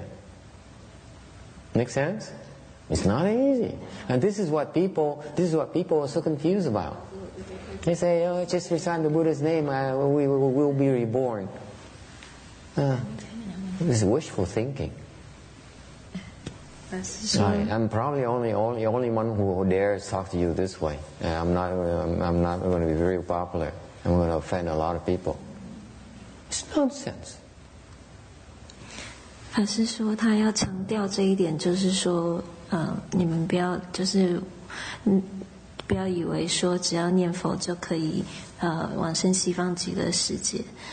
他是说，It takes a lot of blessings. 你需要很多很多的福报，你才会有机会可以往生。It's certainly a lot more than winning the lottery ticket. 就比那个中乐透奖还难。绝对是比中乐透奖还难的。 So for example, they say you recite the Buddha's name, I will obtain rebirth. I say before that, if you think you've been reciting the Buddha's name, you sure will obtain rebirth. Let's try a test. Go next door and buy a lottery ticket and see if you can win a lottery ticket. It's a lot easier than to win a lottery ticket than to win the than to obtain rebirth. 法师的意思就是说，你如果说你念佛，你就可以往生西方极乐世界的话，那这就代表说你的福报绝对是可以中乐透奖的。那你就去试试看，你去隔壁买一张乐透奖，看你会不会中。我从来 You tried, huh? 从来没买，也不中。She said she never bought it. That's why she never won. Okay, any other? Yes. Yeah. Giống bây giờ mình đọc kinh á, đọc về cái vọng tưởng nhiều quá, rồi cái đọc xong cái hồi hướng cái công đức này đi không biết đi đâu đó, rồi cái mình hồi hướng những cái công đức nó cho những người đó có phiền não không thầy? Hồi hướng người nào? Hả? Hồi hướng công đức cho người nào? Như là nghe tôi đọc kinh là hồi hướng công đức cho cổ quyền quốc tổ hoặc là đi Tây Phương Cực Lạc, mà lúc trong mà cái người đọc kinh quá xá là phiền não thì đọc hết những cuốn kinh rồi cái đọc đứng lên là hồi hướng công đức. Đó, rồi cái công đức đó có bao nhiêu hả? Không. Có bao nhiêu hả? Không bao nhiêu hết á. Không có xài được không? Có được chứ, xài được chứ. Nhưng đều cái gì nó cũng vậy, giống như là cái đồ ăn mà ăn nó có loại thượng hảo, có loại gọi là cái loại thượng hạng, có loại là hạ hạng, ok. Thành ra cái đức mình tụng kinh mình vọng tưởng nhiều như vậy, cái công đức mình rất là ít, nó ít lắm. Thành ra người ta cứ tu mà trong cái phiền não như vậy đó, cái phần công đức nó không bao nhiêu hết á. Cái gì người ta kêu mà đọc kinh đó về hồi hướng công đức mà ít có hồi hướng. Quý vị không biết á, tôi nhìn những người xuất gia chẳng hạn, những người xuất gia mà không cần nói tên người, nhìn mặt là biết ngay á, người ta phiền não dễ sợ lắm. Mà người ta tu gì tu, có thể đệ tử mấy toàn thầy nổi tiếng không, mà tôi thấy mặt người toàn là phiền não không, người ta nói hàng này cọc nè, hay nổi nóng nè, ok. Công đức cái gì? Mình tụng kinh mà mình toàn vọng tưởng không à. Cái kinh là cái mà quý nhất, cái cao quý nhất, cái hoàn thiện nhất. Mình cái tâm mình nó không thấy được cái hoàn thiện đó, mà mình thấy mình nghĩ toàn chuyện tầm bậy không à. Thì công đức mình bao nhiêu? Tại vì cái công đức từ đâu ra? Công đức là tại vì mình chú tâm vào cái tốt, thành tạo cái nghiệp tốt với cái ý của mình, với cái khổ của mình, đúng không? Công đức từ đó ra, đâu phải công đức từ trời nó rớt xuống đâu, hiểu không? Mình tụng kinh nó có công đức là tại vì mình dùng cái ý mình, dùng cái thân mình, dùng cái khẩu mình đang nói về cái chuyện tốt. Cái kinh A Di Đà là một cái chuyện rất là tốt, cái cực kỳ tốt. Hồng danh ngài A Di Đà Phật là chuyện cực kỳ có đạo đức hoàn thiện, đúng không? Tại khi mình đang tụng như vậy, mình đang nói những cái chuyện tốt, mình đang tạo cái ba cái nghiệp mình đó, là cái khẩu nghiệp, cái ý nghiệp, cái thân nghiệp, mình đang tạo cái chuyện tốt. Mà thấy mình chuyên tâm mình tạo chuyện tốt, mình vọng tưởng thì mình tạo bao nhiêu cái tốt ở trong á, mà đòi cái chuyện tưởng nó tốt được. Thành ra cứ nghĩ là mình là thầy mình là giỏi, hay là chùa mình là lớn tiếng, mình giàu có này nọ, là mình tới mình tu là ngon lành. Đâu có đâu. Mình tới mình tu mình toàn phiền não không, mình tạo bao nhiêu công đức, tu được ra được bao nhiêu.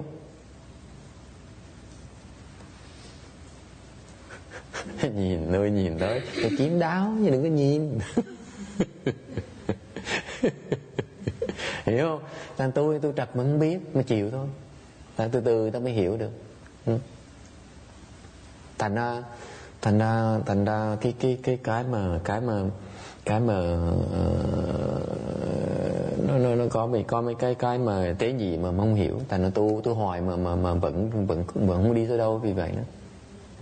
Cứ tưởng theo người ta là người ta đọc kinh mình cũng tụng kinh, người ta niệm Phật mình cũng niệm Phật, thì mình an toàn như chứ chắc. Dùng công vẫn trật như thế. Thôi mình dịch vào tiếng Anh là dịch bắt đầu đụng chạm người ta, thôi không dịch. Okay, any other questions? All right, 300. We in the midst of talking about the various Dharma doors. Now the four proper vigors, the four proper efforts. Đang nói về những cái pháp, những cái chánh pháp mà được giảng trong ở Tây phương Cực Lạc. Thì cái pháp nói là có nói cái pháp là bốn cái chánh cần. Okay. Cái tinh tấn, bốn cái tinh tấn đó. What are the four proper efforts, the four proper vigors? Okay, they are putting an end to existing evil. 法师说现在要讲四正勤哈，那有哪四正勤呢？就是第一个就是以身什么东西？以身恶法令断。Also called 斷。也叫斷。Okay. Tức là cái pháp đầu tiên là gì? Là cái đoạn nghĩa là sao? Đoạn có nghĩa là những cái gì mà nó ác nó đã sinh ra rồi á, là mình cố gắng hết sức mà diệt nó. Mình đi niệm Phật như vậy, mình đang vọng tưởng về cái chuyện đó, mình lập tức mình dùng hết sức của mình chặn nó lại, mình không cho vọng tưởng đừng chạy theo nó nữa. Okay? So what it means is that, let's say you circumambulate during the day and recite the Buddha's name.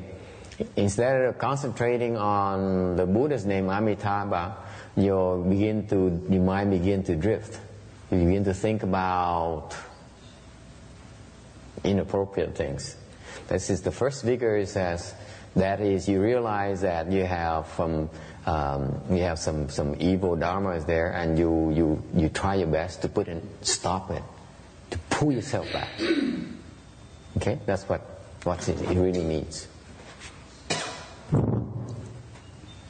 他是说，第一个就是意思就是说，就好像我们在绕念阿弥陀佛的时候，我们会有很多很多妄想、很多恶念会起来，对不对？然后，所以这个就是叫你告诉你说，你有一些You need two things. Number one, you need to be aware that of these evil, the nature of your false thinking are evil. You need to become aware. Okay, so as soon as you become aware of it, then you apply efforts to eradicate it and bring back to reciting Buddha's name as quickly as possible. That's called vigor. The first one. 所以就是说，你知道说你会打这些妄想，这些妄想是从你的本身的一些恶念起来的，所以你要知道，然后要能够赶快去断它们，除去它们，然后再回来继续念佛。That is vigor. 所以那才是。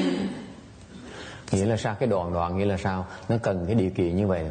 Mình khi mình những cái vọng tưởng tự động, mình có vọng tưởng trong tâm mình đó, thì nó khởi lên đó, là mình phải ra nó, giống như cái radar, mình nhận thức là nó là những cái vọng tưởng, những cái ác niệm. Ok. Một khi mình nhận thức được đó là cái điều không tốt rồi, thì mình dùng hết sức, mình kìm hết sức, mình chặn nó lại, mình dập tắt nó ngay lập tức để trở về lại cái niệm Phật. Đó gọi là tinh tấn. Có nghĩa mình phải nhận thức rằng là mình không nên vọng tưởng, và mình dẹp nó ngay lập tức, cố gắng dẹp nó. Ok. Thì giữa hai người thì bà làm hay hơn bác một tí. Phải không? Cái tinh tấn quan trọng lắm á. Tại vì mình quen cái thói rồi. Mình nhất là người đàn ông á, mình có những cái ưu tư của mình có cái âu lo của mình, đúng không? Mình lo cho gia đình, mình lo cho con cái, mình lo này nọ đó. Ok. Thành lúc mình tới mình tu, mình niệm Phật như vậy, mình thường mình chạy theo vọng tưởng mình, có nhiều cái trách nhiệm quá, có nhiều cái ưu tư quá đi. Ok. Cái đó phải hiểu cái pháp tinh tấn ở chỗ đó, mình nhận thức rằng á, mình nên tập xả cái đó đi. Ok. Thì cái pháp tinh tấn nó nói rằng á, nhận thức rằng á, mình nên niệm Phật, lúc này lúc niệm Phật chứ không phải lúc mà mình theo những cái gọi là ác niệm đó. Ok, ác niệm có nghĩa là không cần thiết, không có lời gì hết đó. Không phải là lúc làm ấy, mình nhận thức một cái là mình chặn nó lại, mình dẹp nó lại, mình trở lại cái niệm Phật mới gọi là tinh tấn.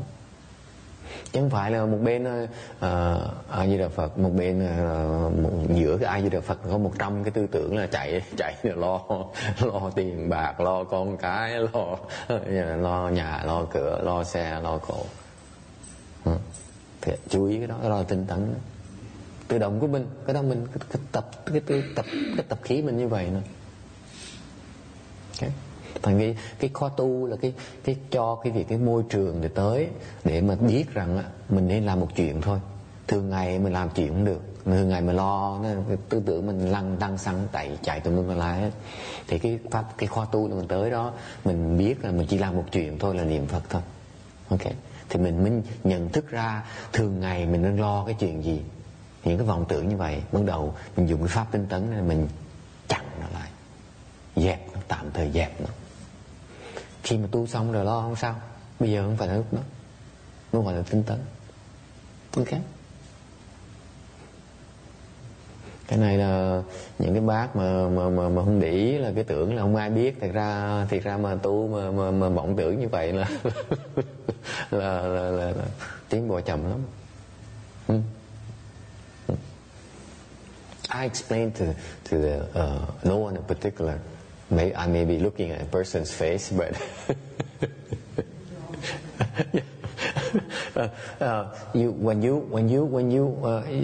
the Dharma is very interesting because this Dharma assembly here is for you to do one thing: recite the Buddha's name. Okay. Normally, you come here, your habit energies are that your mind is always thinking of the million things.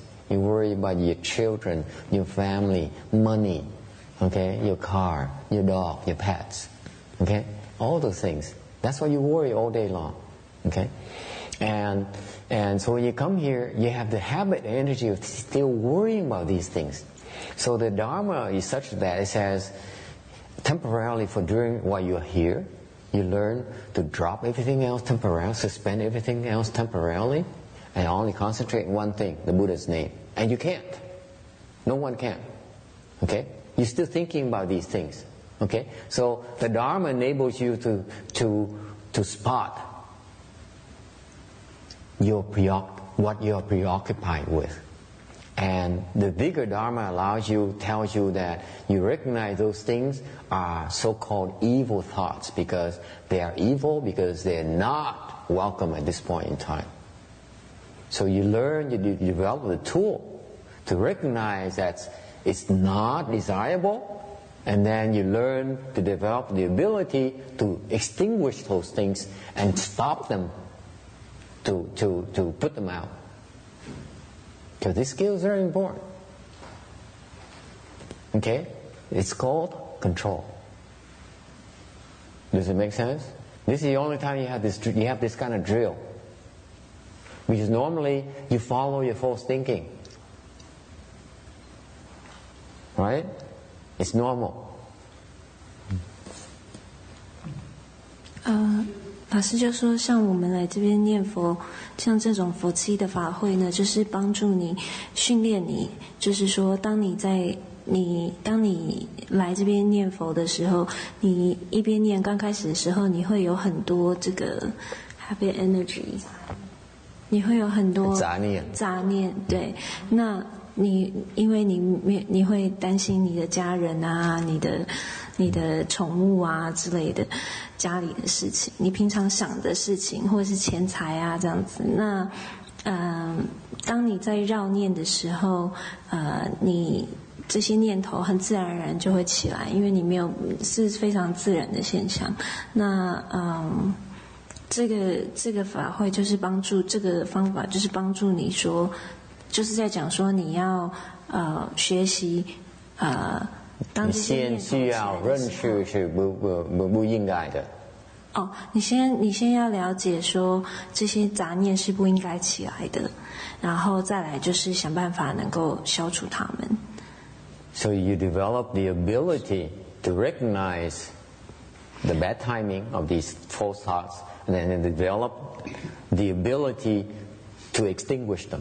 所以你 That's called vigor. 所以这就训练这个方式，就训练你有这个能力，可以看到你的杂念，然后呢，在有能力能够让杂念升起来之后，有能力去把它灭掉，把它消灭，把你的杂念消灭，在他们每次出现的时候。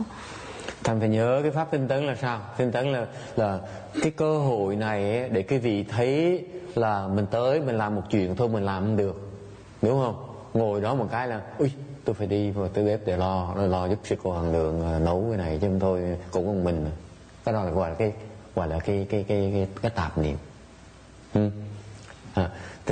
Thì mình thay vì mình niệm Phật mình ngồi mình niệm Phật, bắt đầu mình nghĩ bằng những cái chuyện quan trọng, đúng không? Mình tới có chuyện quý hơn rồi mình cái đó là gọi là vọng niệm. Mình đáng lý mình niệm Phật ấy, mình đừng lo chuyện khác. Ok, thì mình nhận thức cái đó ngay, và mình phát triển cái khả năng mình nhận thức rằng á, đây không phải cái thời điểm để làm chuyện đó. Ok. Chuyện thứ nhì nữa là mình phát triển khả năng mình khi mình nhận thức cái rồi mình dẹp cái tư tưởng ra luôn nữa.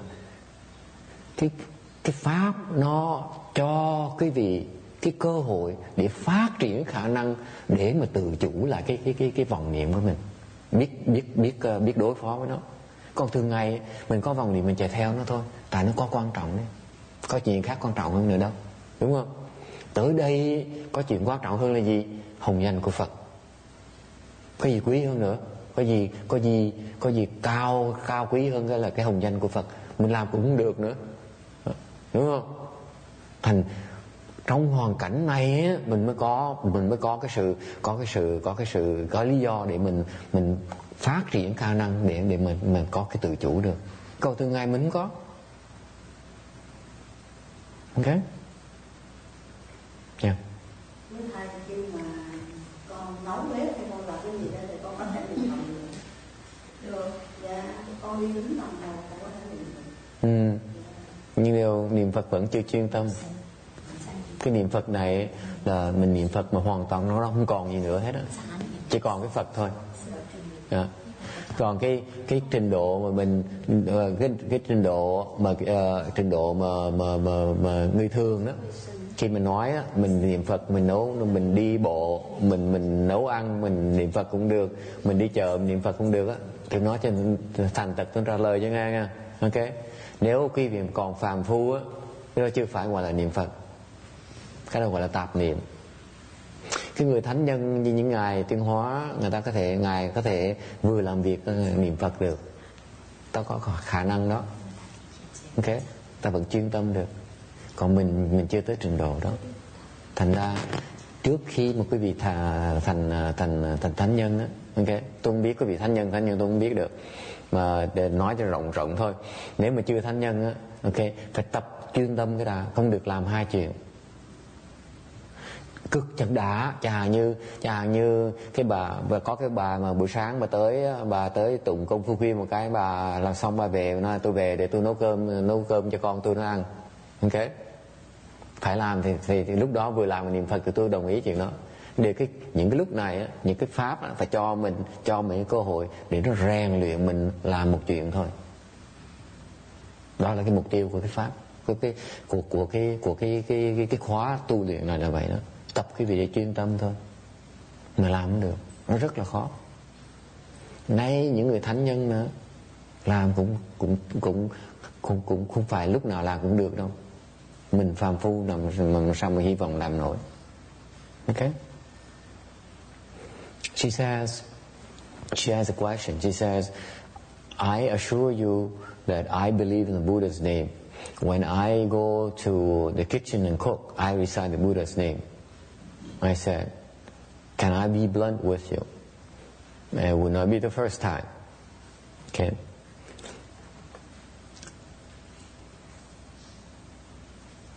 Unless you become enlightened. Okay, I don't know whether you're enlightened or not. Don't ask me. I don't know that. Okay, just to be clear.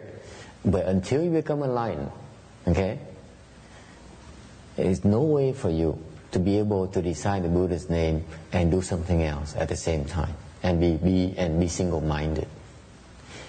After you become enlightened, yes, you have a chance. Okay? Let me put it this way. Okay? You may have a chance to become enlightened once you reach a very high level of enlightenment. At a low level of enlightenment, you still can't. Okay?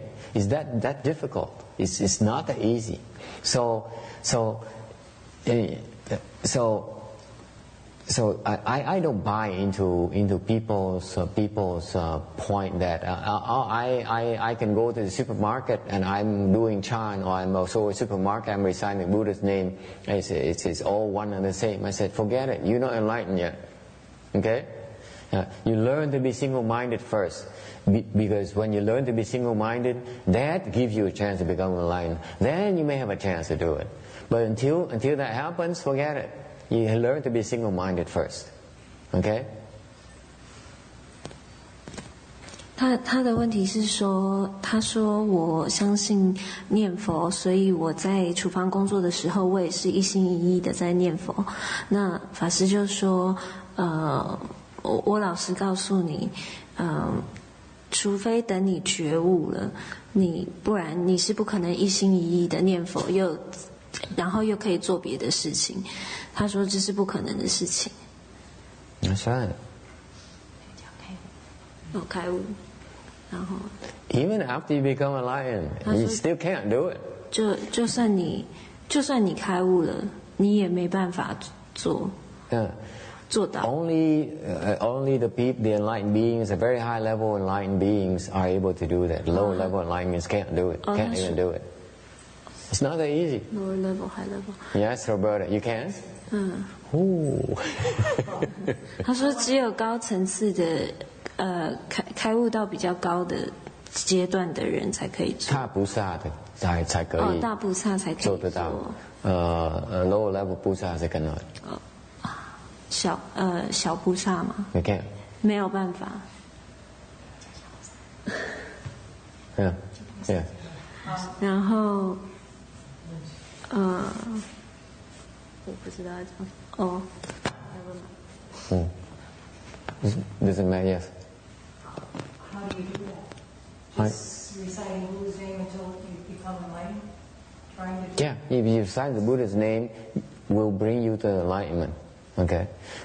My point is, this is what a lot of people telling me, that everything is chant. You go to the supermarket, it's chant. Okay. You drive a car, it's chant. You sit, it's chant. You walk, it's chant. You cook, and if you can cook and recite the Buddha's name at the same time, it's perfectly okay. That's what a lot of people are saying. My reply is that you're not being reasonable, because I'm not sure you're enlightened not yet. But if you are not enlightened yet, you can't do it. You have to be single-minded first. The Dharma is to train you, to bring you to single-mindedness, so that you have a chance to become enlightened. So if you go learn the Dharma and say, okay, so I know how to recite Buddha's name now, I go back and do my cooking and recite the Buddha's name. Okay? If you do that, okay, it does not bring you into single-mindedness. It will not. Because you're doing something else. You're doing something else. Okay. You've got to just do that. So that's why until after you become enlightened, then you have a chance to develop the ability to multitask, and still sing and still be focused.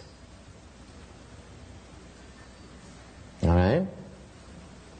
So it's not reasonable. This is what I hear this so often in the chant textbooks and in the Pureland textbooks. I'm doing this. I'm doing chant. I'm doing Pureland while I'm cooking, or while I'm swimming, or while I'm walking. I say, good luck. I don't buy it.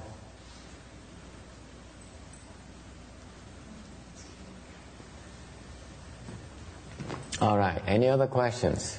Yeah. Như là nói vậy thì ra thì chúng con không phải là tự động của con làm gì vậy, nhưng mà thật ra thì chúng con theo những cái mà phương tiện của mấy vị tổ đó, họ tại vì họ cho mình cái phương tiện, tại vì mình không có thể làm một lần mà mình thể làm được như thế, cho nên họ cho mình những cái phương tiện đó để cho mình từ từ mình có thể mình trở lại, mình có thể mình định tâm được. Thì những cái phương tiện đó theo thầy có thể giúp ích gì không? Tôi không nói là cái đó không được làm. Tôi chỉ nói rằng là tôi chỉ trả lời cái câu hỏi có người nói rằng là cái mặc dầu đang làm việc mà niệm Phật đó, ok, thì không khác gì ở Phật điện. Tôi chỉ nói về cái quan điểm đó thôi, chứ tôi không nói là không nên làm. Thay vì trong lúc quý vị làm việc mà niệm Phật là chuyện rất là tốt. Thay vì nó bớt cái niệm Phật, nó giúp mình bớt vọng tưởng, đó rất là tốt. Hiểu cái ý tôi nói không? Cái lúc mà mình đi luyện ok, thì mình luyện thôi, chứ đừng nghĩ rằng là mình luyện cái cơ hội thì đâu sao, đâu nhầm gì đâu. Tôi ra tôi đi ra bên cạnh tôi quét các sân đi, thì đâu có sao đâu. Ra các sân các sân niệm Phật. Các sân niệm Phật là lúc mình cần làm thì nên làm. Còn lúc mà mình đang ngồi luyện như vậy, mình bỏ hết tất cả, mình mới chuyên tâm được. Hiểu ý tôi nói không? Thì tôi đâu nói cấm niệm Phật đâu. Okay. He helped me clarify the question. The point I was making is that I hear a lot of people telling me that instead of let's say doing chant or circumambulating in Buddha Hall, I go outside and sweep the yard, okay, and recite the Buddha's name. It's the same. I say it's not. That's all I'm saying. I'm not saying you're not supposed to multitask. You're not supposed to drive and recite Buddha's name at the same time. You should do that because it helps you reduce your false thinking. I'm only addressing the point where some people are misunderstand the fact that it's not a big deal. If people are reciting Buddha's name here, since I can go outside and recite Buddha's name, it's the same. I'm pointing out to them it's not the same. Here is one thing. Outside is many things. Here is single-minded. Outside is not. Okay? So you have to make a choice. Okay? You go outside, you accept the fact that you're going to will not be able to be single-minded. Here, you learn the Dharma to become single-minded. Develop that ability. That's all. So that opportunity is not that easy to come by the way. You come here, you don't try your best, you waste a lot of your blessings. You miss the opportunity.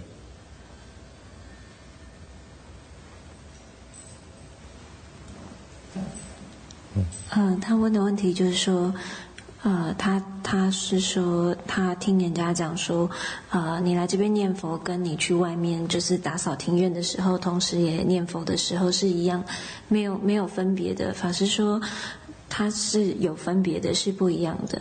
他说他只是要强调说，你不是叫你说不要一边做别的事情一边念佛，你是可以这样做，对你是可以减少你的打妄念，这也是可以的。但是你不要觉得它是一样的事情，你来这边是学怎么样能够专心念佛，对。但是在外面是跟这里是不一样的。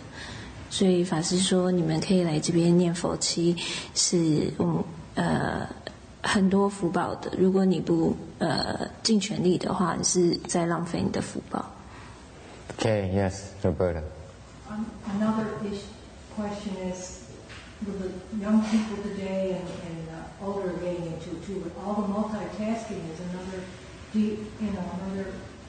obstruction for them to be more single-minded. Yes.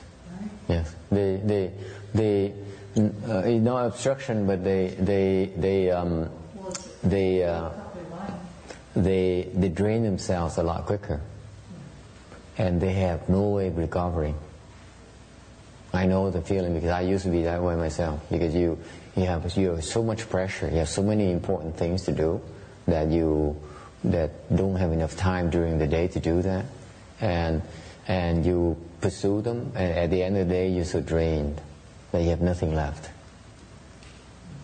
Okay, so it overwhelms you. You can't handle it, and if you live like that, okay, it's a lifestyle lack of clarity, because it's not that important. What you think is so important is really not that important. You think about it, you certainly can do without, and that's what young people don't realize. Okay, they have their own priorities.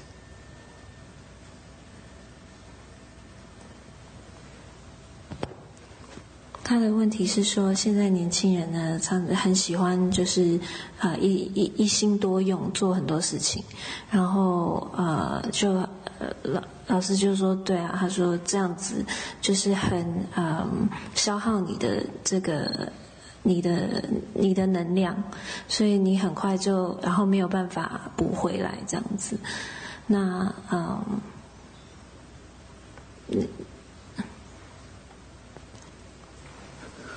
The problem with all these many things is that they become scattered.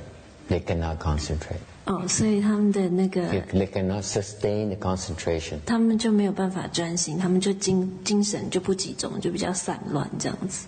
And if they keep on having a kind of scattered lifestyle, scattered kind of mindset, their energy is depleted, always depleted.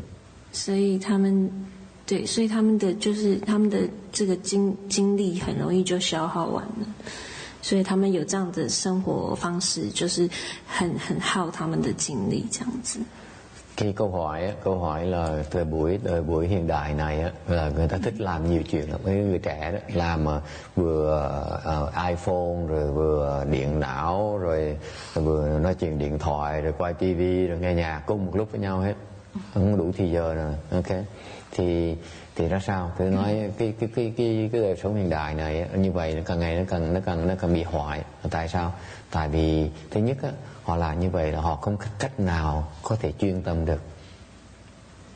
Họ không biết chuyên tâm.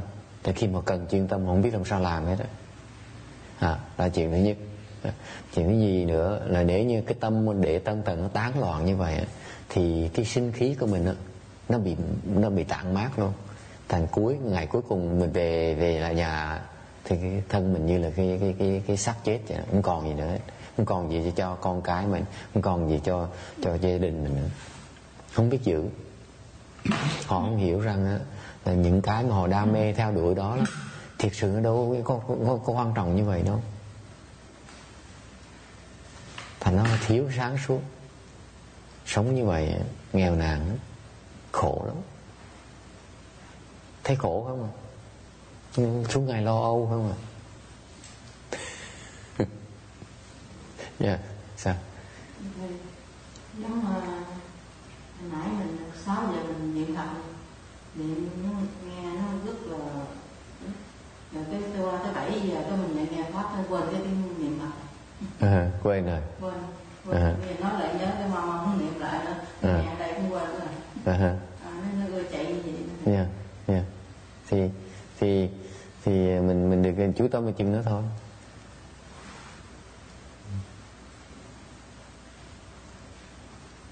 Nó phải cần hai bên.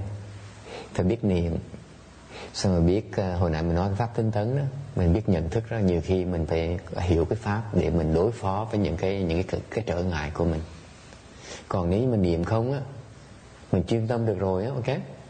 Rồi bữa nào á, nó tới nó phá mình không biết làm sao mình đối phó với nó. Thành đừng có chấp vào cái niệm quá. Mình phải hiểu có sự thăng bằng. Mình phải vừa phát triển cái khả năng mình niệm, với có đồng thức mình phát triển khả năng cái trí huệ mình để mình biết đối phó cái hoàn cảnh nó khác nhau nữa. Tại vì cái chỗ này là cái chỗ đặc biệt, cái về hoàn cảnh này nó khác. Niệm Phật được, chứ Quảng Ngân bước ra qua chùa một cái là hoàn toàn nó đổi ngược lại. Làm sao đối phó với nó bây giờ? Thành cái pháp nó quan trọng lắm nha. Quý vị đừng có tưởng tới đây gì lo mình niệm Phật được là xong đó nha. Học cái pháp để ra biết đối phó ở ngoài mới là thiệt sự là pháp.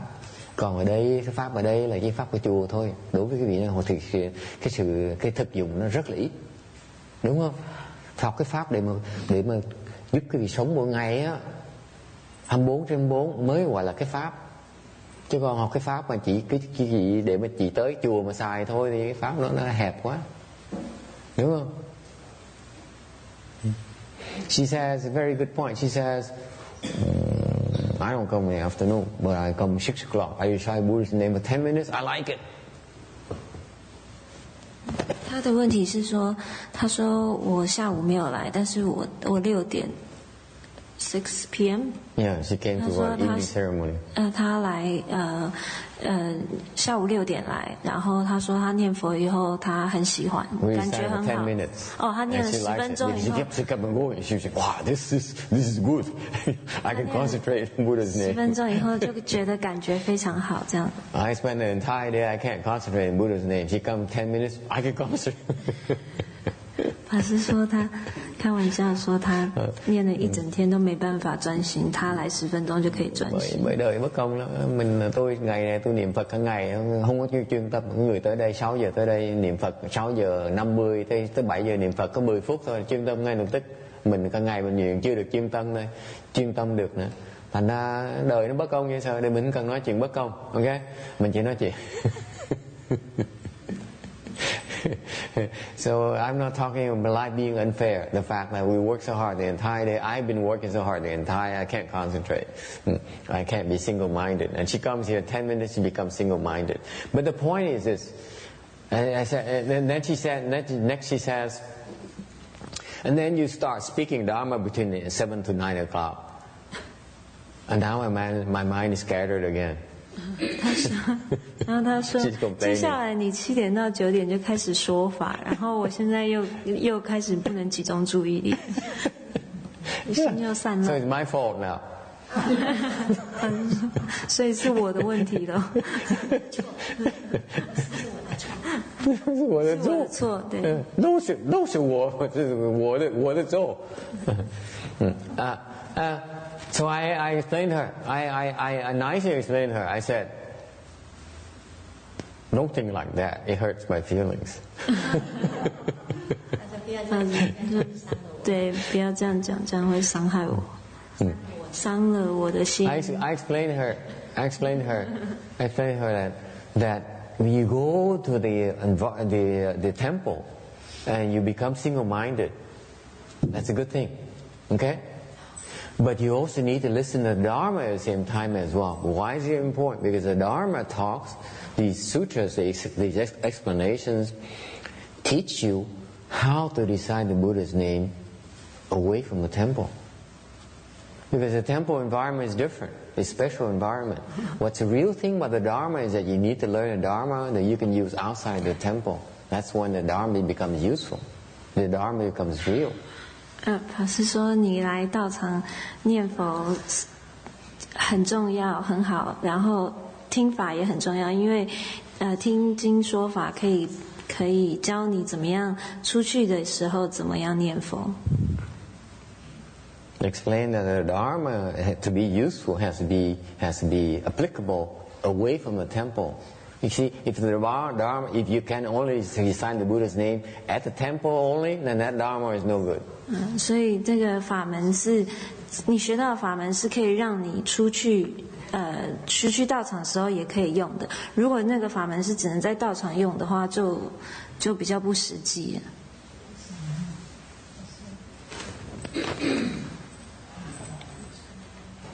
Okay. Any other questions? 还有没有什么问题？最后的问题。Có ai thắc mắc gì không? Okay. Yes. Cái này chị Nghiêu của con muốn hỏi thỉnh thầy chỉ cho cái tám đó có đúng hay là không đúng. Lúc mà con đến dự đó, cái cô bệnh cái cổ đau nó là với khô á, 1 tháng trời không hết, mà con nhịn ăn 2 ngày mà đến đây dự cái lễ này mà bữa nay hết, thành ra con không biết là mình nhịn ăn hết hay là mình dự cái lễ hết, cái này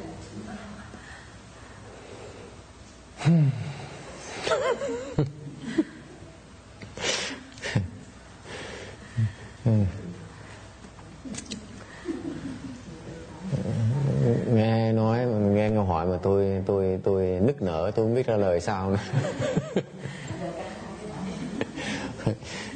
She asked me a question, it makes me cry.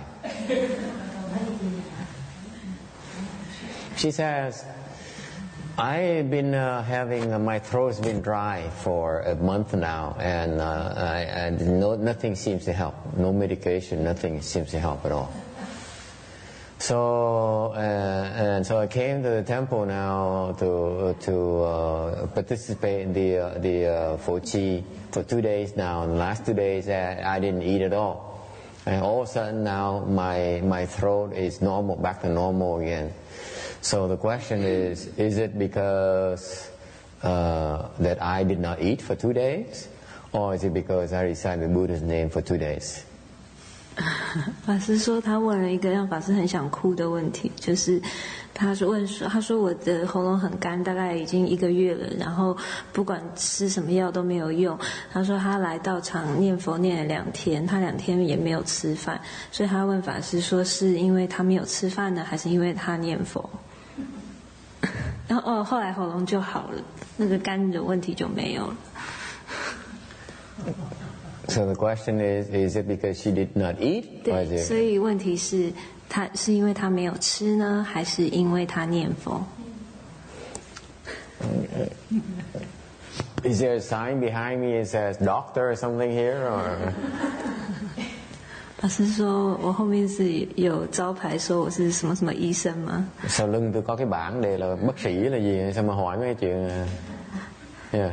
Thầy có thể thì con xin nghĩ cả hai đều biết thay đổi, vừa nhịn đau vừa niệm Phật.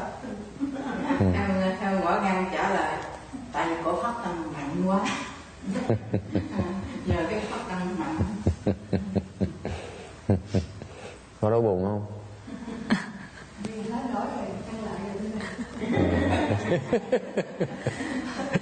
Lệnh bệnh ăn lại ngay lập tức. Giờ đau hỏi thôi chứ con. So the couple of questions.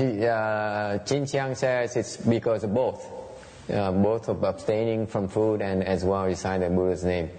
And Wu Yin says that because she's so sincere in her practice. So I asked Lan, are you hungry? I said, no, I'm not hungry. Why not? She ate already. So as soon as the throat problem goes away, she picks out again. 那个有的人说是2者皆是，念佛跟没吃，然后那个另外一个人说是因为他发菩提心，所以那法师就问他说，那你问他什么啊？那你现在觉得饿不饿？对，然后他说他不饿，因为他吃过了。法师就说这就表示他喉咙好了，他就开始吃了。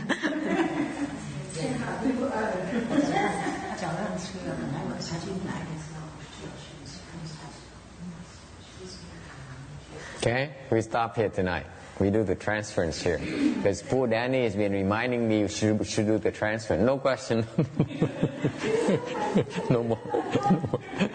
No more.